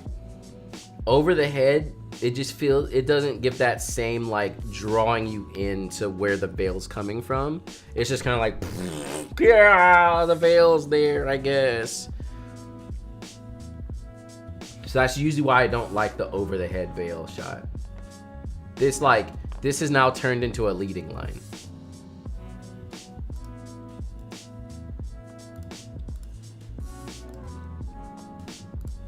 Ugh. So good. Pump a little magenta in there. Boom. Boom. Before and after. Boom.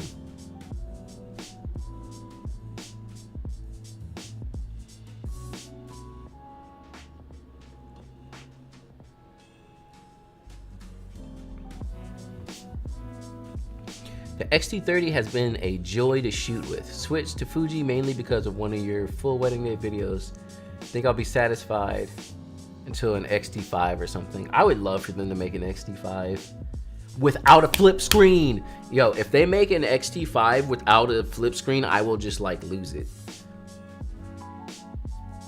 Oh, hold up, I missed it. The horizon ain't straight. There. That's what we wanted. Just a little bit. Beautiful stuff.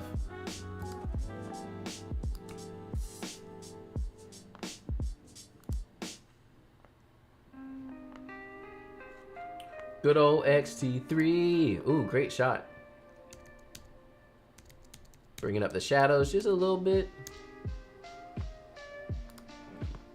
Here's our before and after. I don't know, man. I can't with the flippy screen. But see, it's because I started out with the tilt screen. Because I know a lot of cameras have flip screens. So people who use flip screens and are used to them like them. Once I got used to the tilt screen, I can't do a flip screen. I can't. It just, for photos, it makes no sense. For videos, it's awesome. For photos, it's mad annoying.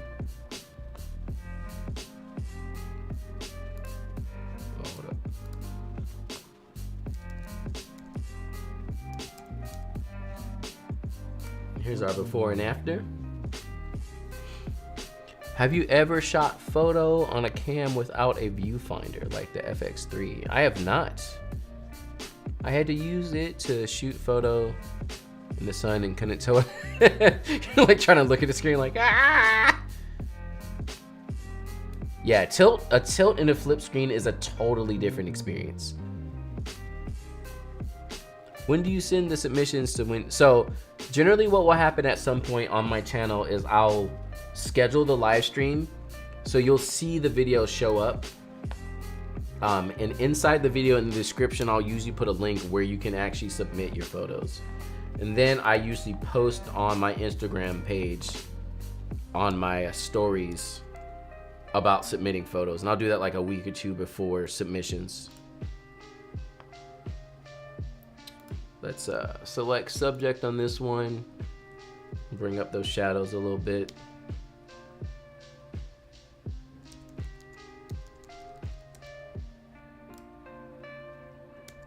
Throw some magenta in there because it's super green.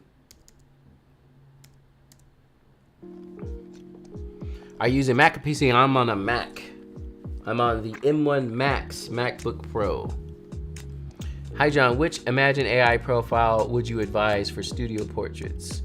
I've not used all of them yet, so I'm not sure how they all work, but there is the Natural Fills preset in Imagine AI. So if you ever want to try that out.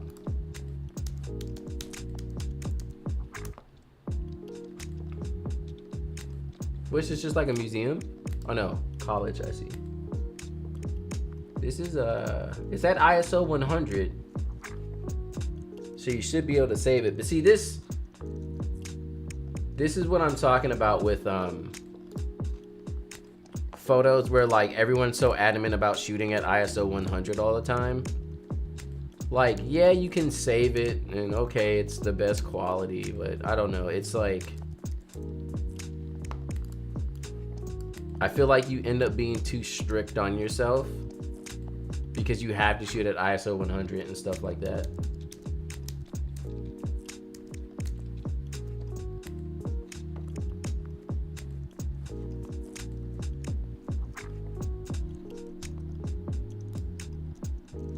Like, look at how hard I had to bump the exposure.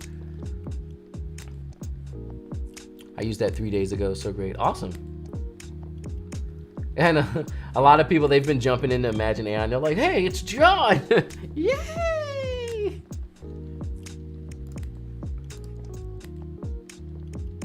Beautiful shots. So here's one thing about the Natural Fills preset is that it changes the way red looks. So anytime I end up shooting a wedding, this is actually not so bad.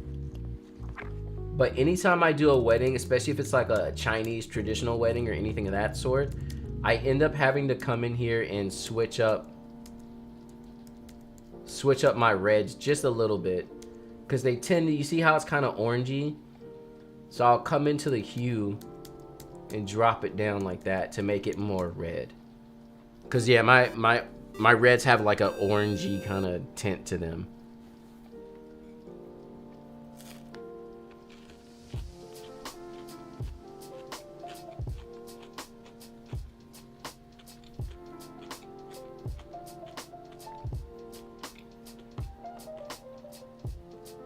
Yeah, these are gorgeous.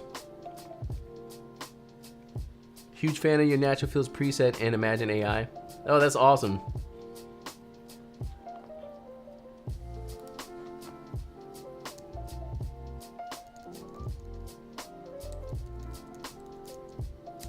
Too much, for once, too much magenta.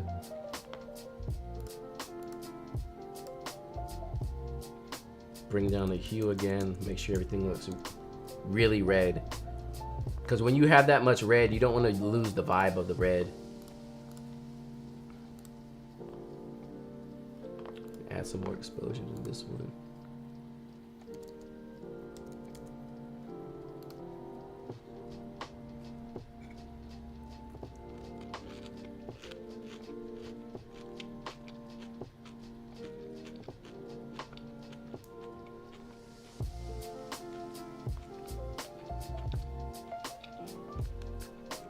Spot removal giving you a hard time in Lightroom? So generally what I do,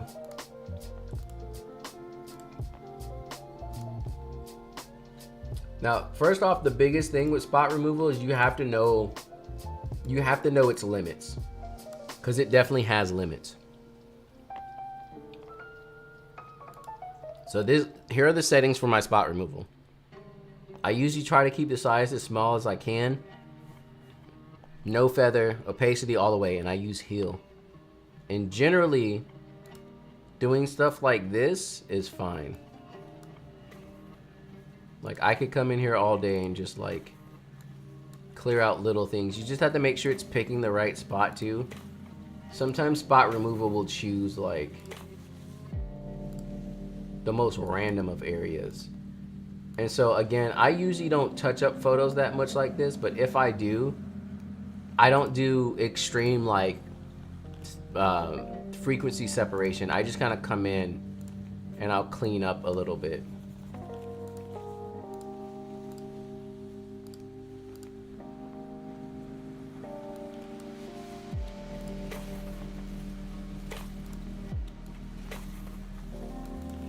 So yeah, like that. Oh, flyway, yeah. So Lightroom is not the best for actually removing stuff. That's where the heal tool kind of gets stupid, and that's when you have to switch over to Photoshop. Because it literally, it can't do it for whatever reason. It's kind of annoying.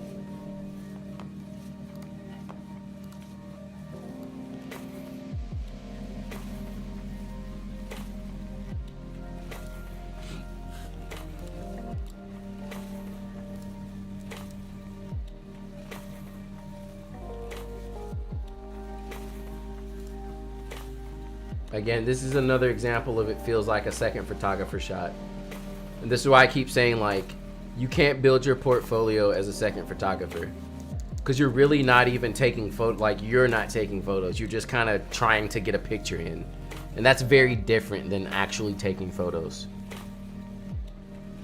Can I give away preset? My birthday is tomorrow. I normally don't give away the preset. So yeah, it's up there. It's pretty cheap for as it is. So maybe sometime I'll do a giveaway, but again, it's like $25. Here's our before and after.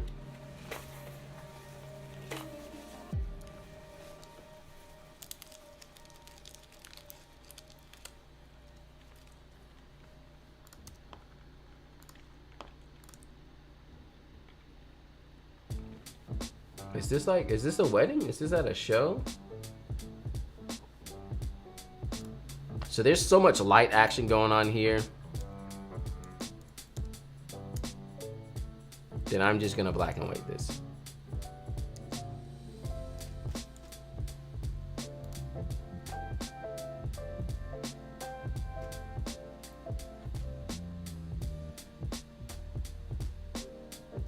Right up at the end, y'all.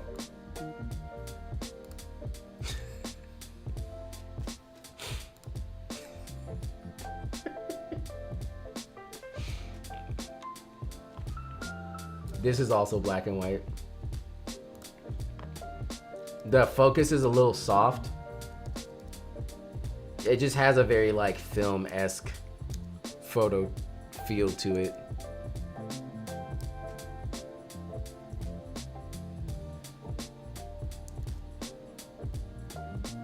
We still live? We in here, we live.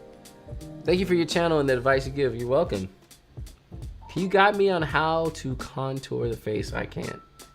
I normally don't do a lot of that in the photo. Any kind of contour, and I'm already doing with the light.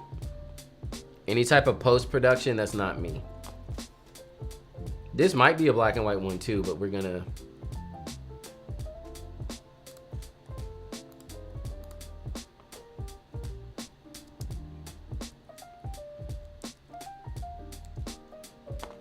Here's our before and after.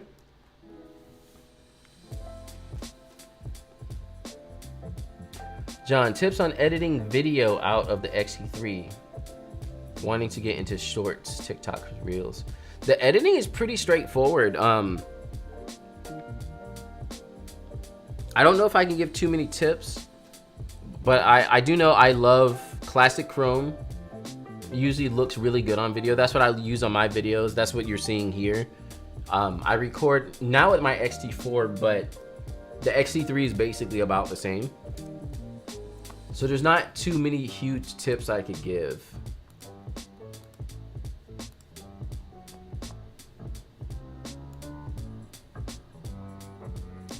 So underexposed. I don't understand.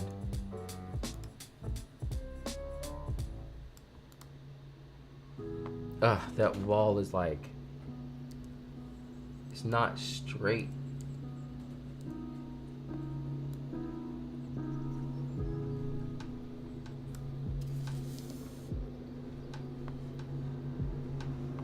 That stuff always bothers me when stuff is not straight. Like, I get that it's leaning back, but when it's like, it's too much.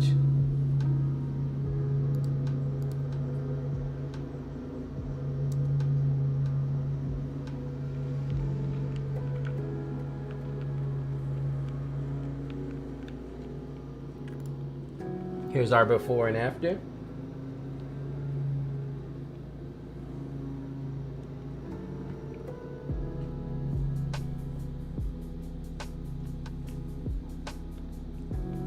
Man, my wife in here negating all my hard workout. Y'all know, ooh. Do y'all know about this? Who knows about this? Who knows about this? Who knows about these fancy milkshakes?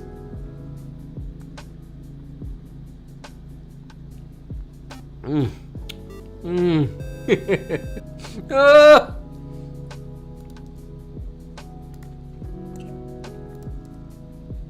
Oh, let's go Wide Shot Wednesday. This is gorgeous.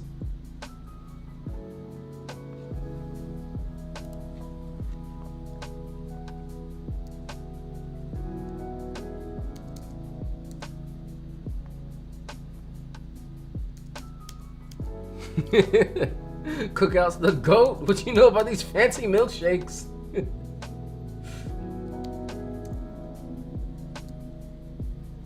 Yeah, if y'all want to talk about milkshakes, if y'all never had a Cookout fancy milkshake, that's what they call them. They're called fancy milkshakes. You ain't never had this, you never had a milkshake in your life.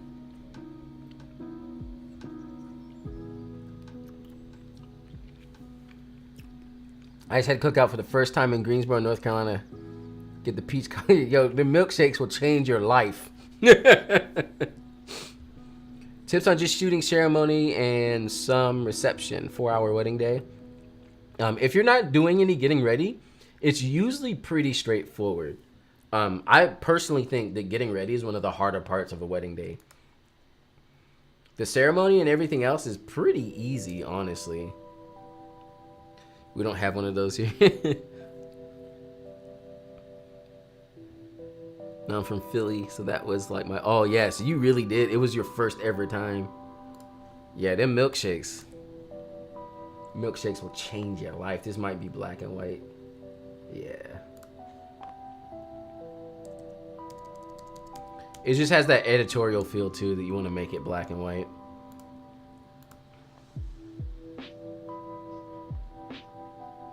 Oh, yeah, getting ready is my favorite part, too. It's just it's...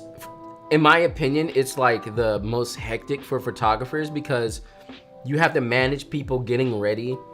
And so at that point of the day, all they're focused on is like, I gotta get to the wedding, don't want to be late, gotta get to the wedding.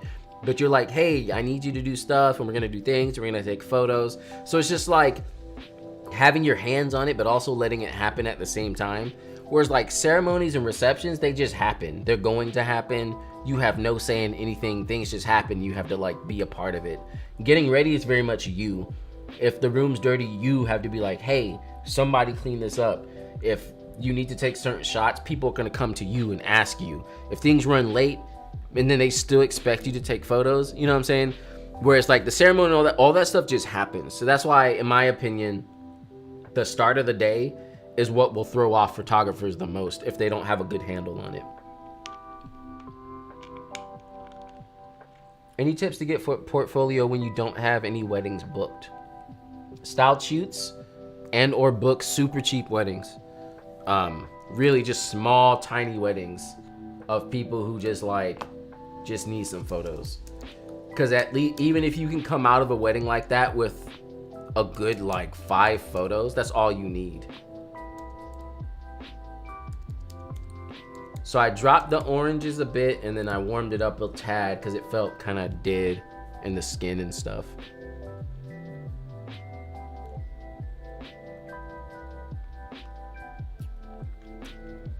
I know we're not here for the milkshake talk, but I appreciate what you did. Thank you so much. Y'all see, I got this. What y'all know about glass straws, though? Saving the environment. One straw at a time as I drank out of a styrofoam cup, but you know, the thing is, like, most people are like, whoa, well, glass. First off, they're easier to clean. You can see through them, so you know if they're clean. Also, when it comes to like a thick milkshake like this, the glass straw is good because it, you know how straws like give out and they like suction into themselves? That don't happen with a glass one. You can suck as hard as you need to. Glass straws are the future. I missed the answer to my question. What was your question? I don't know if I saw it.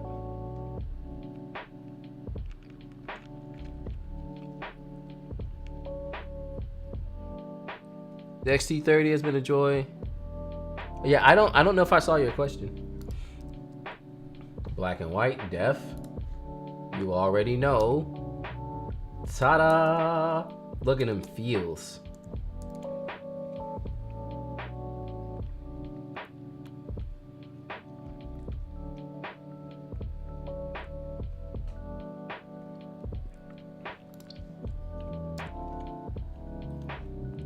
This one's black and white too, but I'm gonna color it.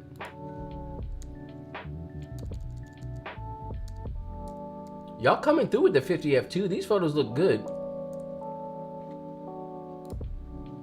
Fuji lenses always come through.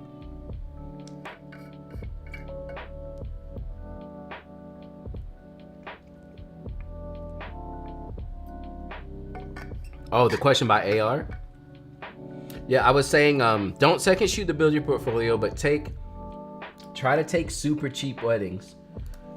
Because even if you can get just a couple of photos, that's better than nothing. I mean, also styled shoots work as well. You just have to be careful with styled shoots because they can look very much like a styled shoot. So you just need to make sure the styled shoots don't look like styled shoots too much. Need advice. What do I do if client planner of wedding hasn't made payment at time of sending the signed contract? Oh, Melanie Taylor.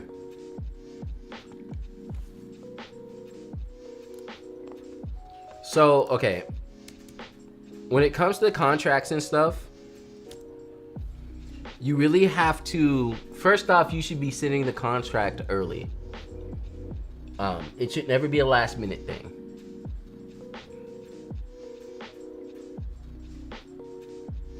Also, it depends on like how you have it set up. So usually when I do payments, small claims court. I mean, so usually the way I do it is I talk to the couple, we hash out everything, we figure out how much they want. I send them the pricing and contract. They look at it, and if they like it, they sign it, and they pay a booking fee. The booking fee is like a definitely, I'm gonna be at your wedding. Definitely you want me to work with you. After that, I have 3 more payments that go all the way up till the day of the wedding. So I get all my money before the wedding even happens. I would highly suggest not getting the last payment after the wedding. Because, so if you do it before the wedding, as long as you're an upstanding business owner, if there are issues, you can do a refund and it's not that big of a deal. If you wait till after the wedding, if they have issues with the photos, now they're the ones in control and they won't pay you. And that's not a situation you want to be in. You want the ball in your court at all times. So if they have issues with the photos, you can work that out with them rather than it being like, well, we're not going to pay you until we get what we want. Because sometimes clients don't really, they just do stuff because they feel like it's not as much like, as a business, again, if you're an upstanding business owner, you're not like a shady person, like you can at least be like, hey, this is how it works, this is what I do it with all my couples, we're gonna work this out for you to get to a solution. Versus it being like, we're not gonna pay you, but you've already done all the work.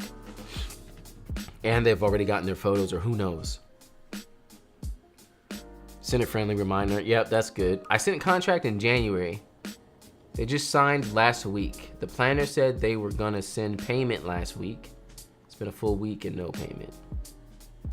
This wedding is June 24th. I mean, after a while, if they paid the, oh yeah, that's a problem. I would have hit them up earlier and been like, hey, if you don't pay this booking fee, I'm not coming to your wedding. Signed contract don't mean nothing. James is back.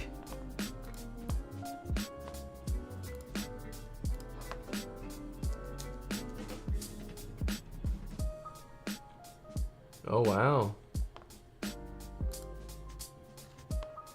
Yeah, so many, so much Nikon this time around. I think that's good where it's at. Maybe I'll pull these shadows up a little bit. I kind of like where this photo is. Maybe. Oh no, the magenta's, yeah, it's good. It's fine. I like it.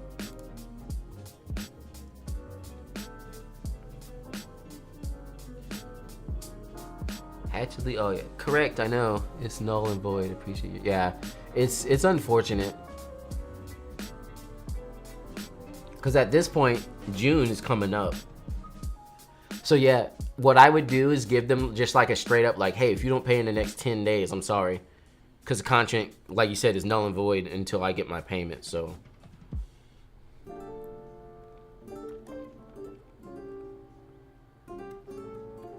Mm.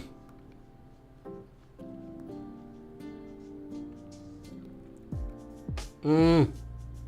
Mm.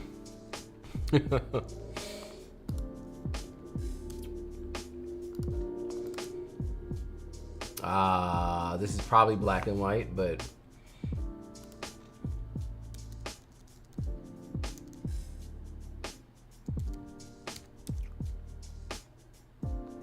this is outside.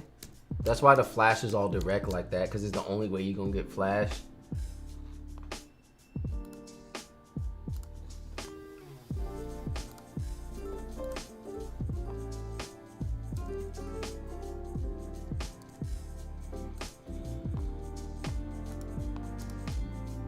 I actually don't mind the color of this one. I think I like it better, actually. What y'all think? Black and white color? We got New Zealand in the house. Welcome to the stream. When do you make the final balance due? 30 days, 2 weeks, etc. Had clients more comfortable with 2 weeks prior to the wedding versus that. Yeah, I do about 2 weeks as well. I've never done 30, but I could see 30. I don't know. I guess I could see why people would have a problem with that. But yeah, I usually do 2 weeks before. Yeah, I have a wedding coming up like May 7th, and I just got the payment for that like a day or two ago. So yeah, about 2 weeks. Black and white's better in my opinion. Yeah, they're both really good. I think I like the color. What ISO is this? This looks clean. Oh yeah, 400. This looks good.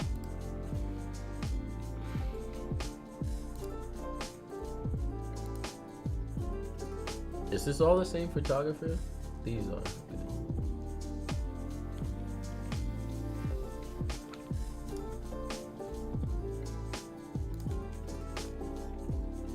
Wow, everything's so blue.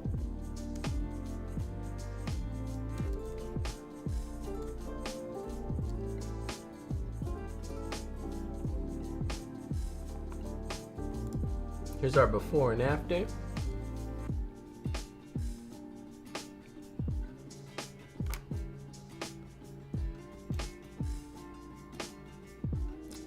North Carolina in the house. You know about these fancy milkshakes, I'm sure. No. Been binging your vids, thanks. I'm a clinical photographer. I've done wedding, but tend to avoid them. Friends asked for me to photograph, never have. Nice.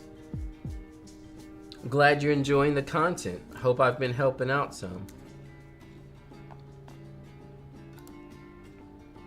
35 f2 used to be one of my favorite lenses until the Fuji had to go and drop the the new. Yep, I agree. Hello from NC as well, Greensboro. Yeah, North Carolina. North Carolina. Come on and raise up. I hate that song. Take the shirt off. Twist it around your head.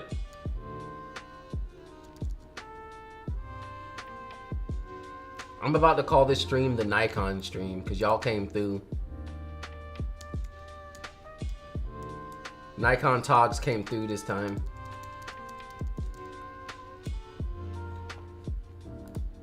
Before and after.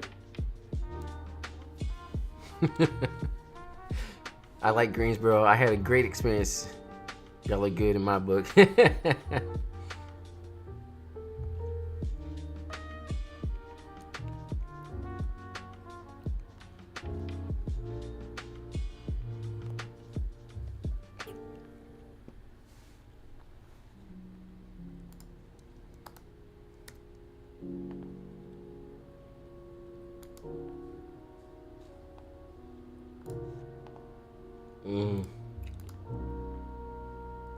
This back, yeah, I don't like backlighting.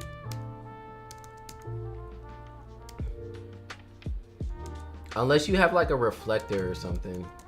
It's just not a good look. Oh my goodness, white balance. Ah, I'm not doing it, black and white. I'm not doing it. It doesn't. Oh.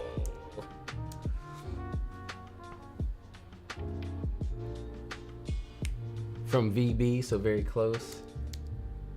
Not too far.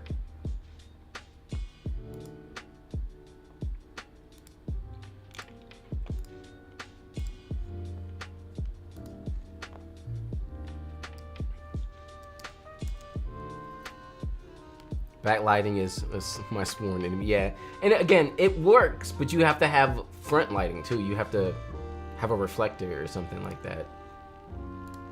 Without a reflector, it's just not. It's not gonna work.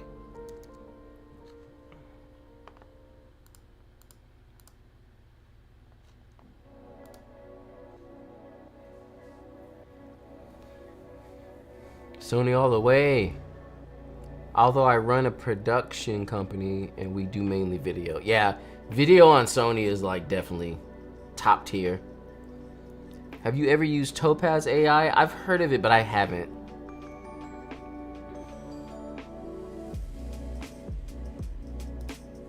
Cool, y'all. That's all the photos. The question is, what were my favorite photos this time around? What were my favorite photos?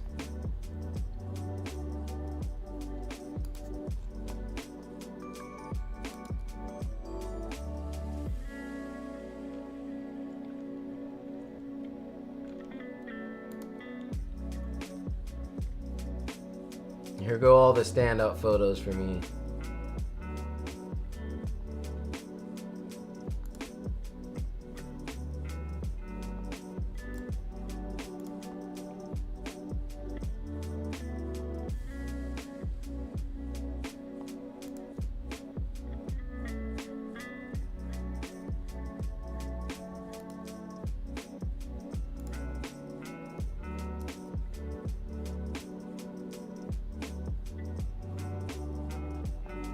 Yeah, these are my top tier choices this round.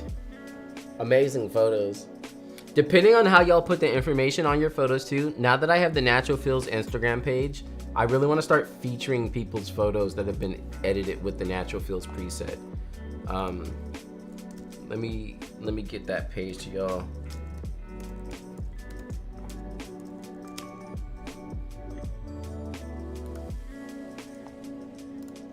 Make sure to give the page a follow. And yeah, I'll probably try and hit y'all up if there's any photos that I want to feature, if y'all are cool with that.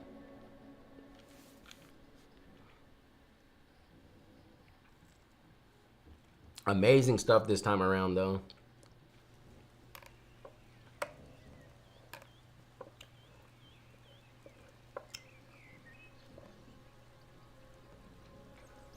Oh no, something's stuck in my straw.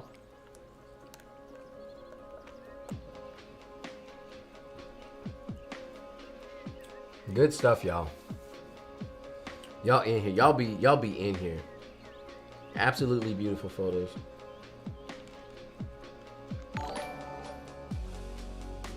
Thank you so much. Thanks for the advice. I'm happy to give some advice. I'm hoping it's helping out for you all. Thank you for that super chat. I really appreciate it. I'm beat, y'all. My neck's hurting. I'm about to go get my heating pad and lay down. Ah!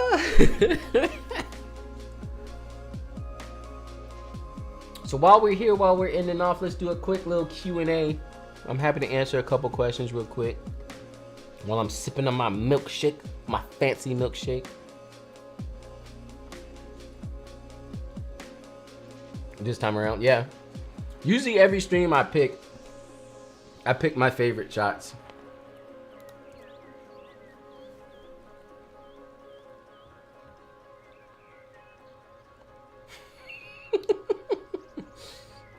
Thought you were going super. Just the back end of my tuft just turns golden yellow.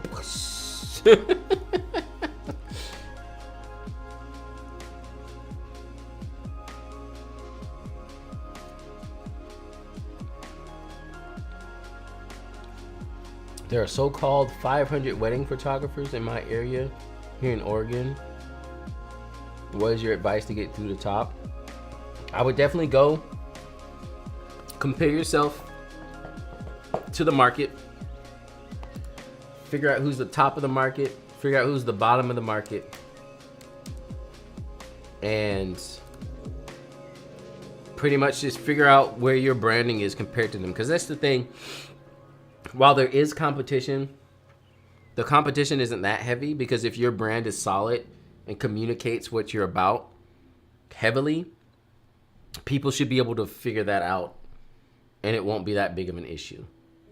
So make sure your branding is correct on what you want to give, and then just check out what everyone else's stuff looks like.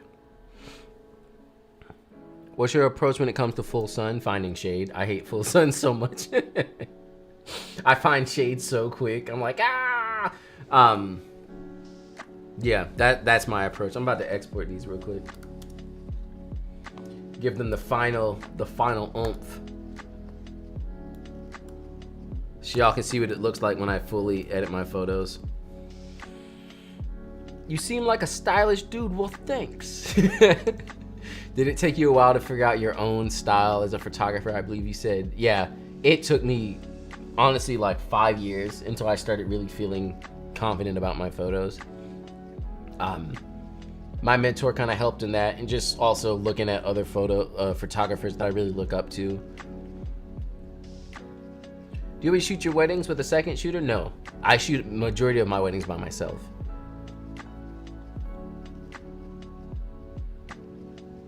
And make friends. Yeah, community over competition always. I hate people. There's so much competition.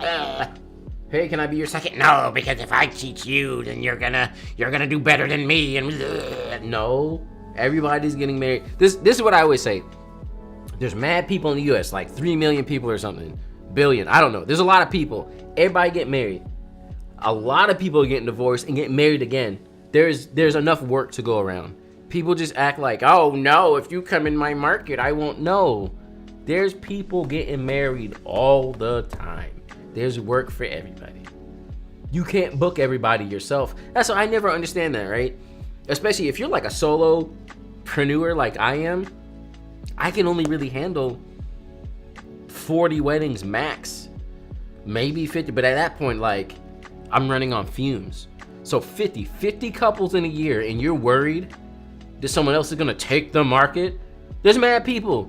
Look in your town to see how many people live there. There's people get married all over the place. People be hating.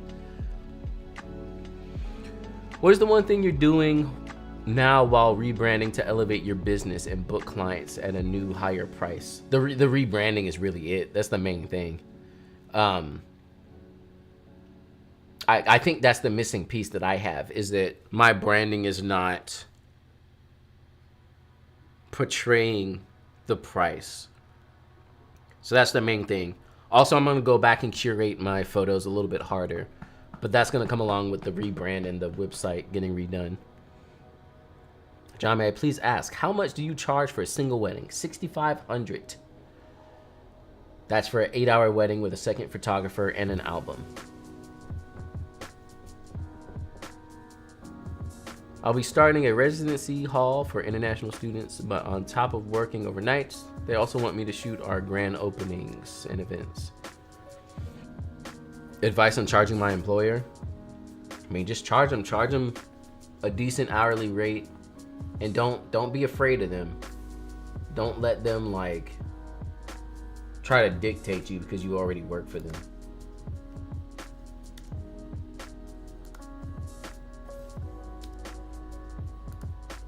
So this is my sharpening and grain preset. And it's mainly for just adding sharpening here. I sharpen my photos at the JPEG stage, and I like the results better.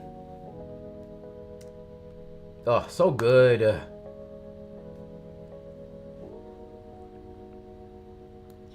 So yeah, it adds a slight bit of grain and sharpening, and some reason this program doesn't want to work right now. It adds a little bit of contrast too, just like a tiny bit. Beautiful photos, y'all. Great stuff.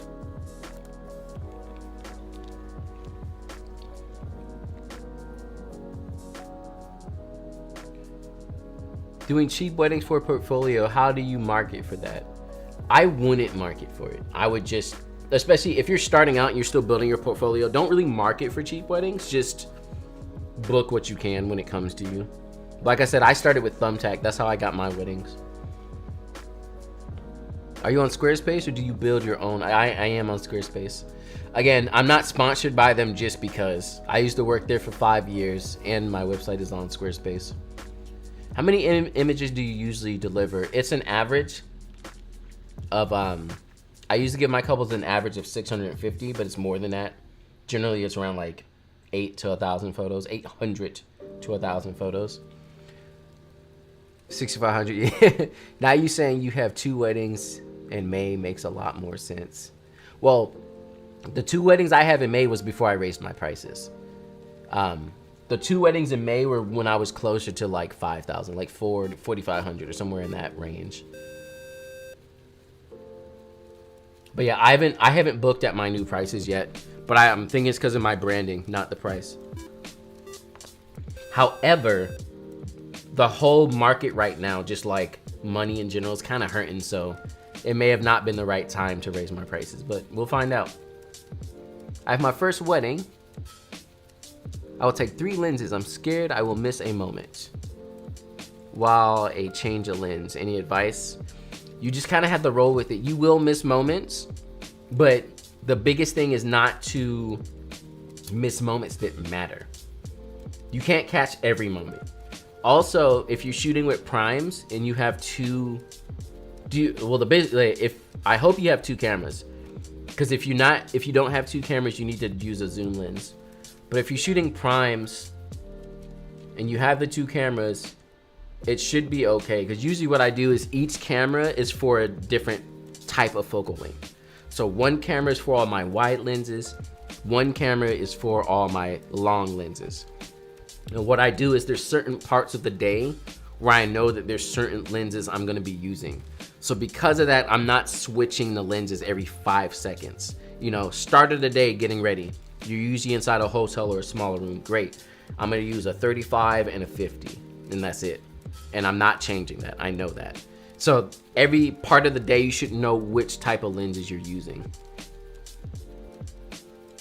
Would love a video on a good setup on exposure software. That'd be cool. I would love to make my preset for every software. But I found that to be way harder than I thought it was. Just bought a Canon R6, nice. Hey John, thanks for everything. Just keep doing what you're doing. Thank you so much. Cheap weddings, nothing is coming to me. I'm doing my first wedding for 900 for 4 hours. That's pretty good. I shot a wedding Tuesday for a friend. Great place to advertise yourself. Yep. So when delivering, what are the best options? Thumb drive, Dropbox? No, not at all. Use some kind of service. So I use PicTime. And the main reason I use PicTime is because it looks really good.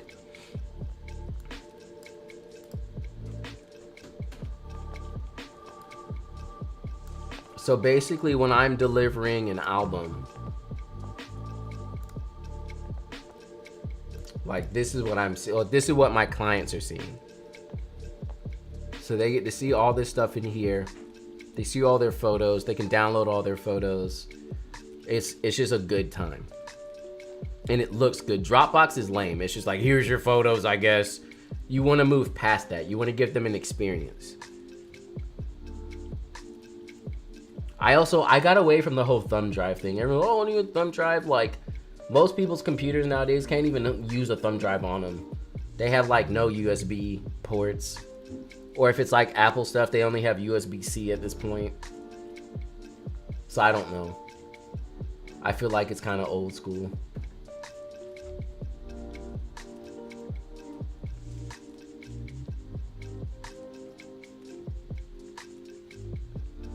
Pick time, definitely pick time. I did use Pixie Set for a while, and since the last time I used it, pick time has come a long way. So, or excuse me, Pixie Set has come a long way. So I'm not really sure where they are anymore, but I'm all about pick time. Advice on turnaround times: pick what you want and leave it at that. Tell your couple and don't cave on it. What you do in your work and how you do it is how you do it. 4,500 still, 2 weddings for me would be satisfying at the rate. Anything extra for a month is just love. All right, y'all. It's about that time. We're done with all of our edits. Y'all had some beautiful photos. I am spent. I'm gonna go lay on a heating pad. Thank you all so much for hanging out. Thank you for all the super chats. I hope this was helpful for you all and you learned a lot. And again, if your name is clear on these photos, expect to be hit up by me or something for Instagram. Feature some of these beautiful photos for you all. But yeah, thanks again. Happy Friday. Have a good weekend. My first wedding shoot's $35. I mean, that's fine. Get your $35. Build your portfolio. Do a good job. Get that experience and go from there. Until next time, I'm gonna be over here sipping on this fancy milkshake. Thank you all so much for hanging out, and I'll catch you all next time. All right, peace.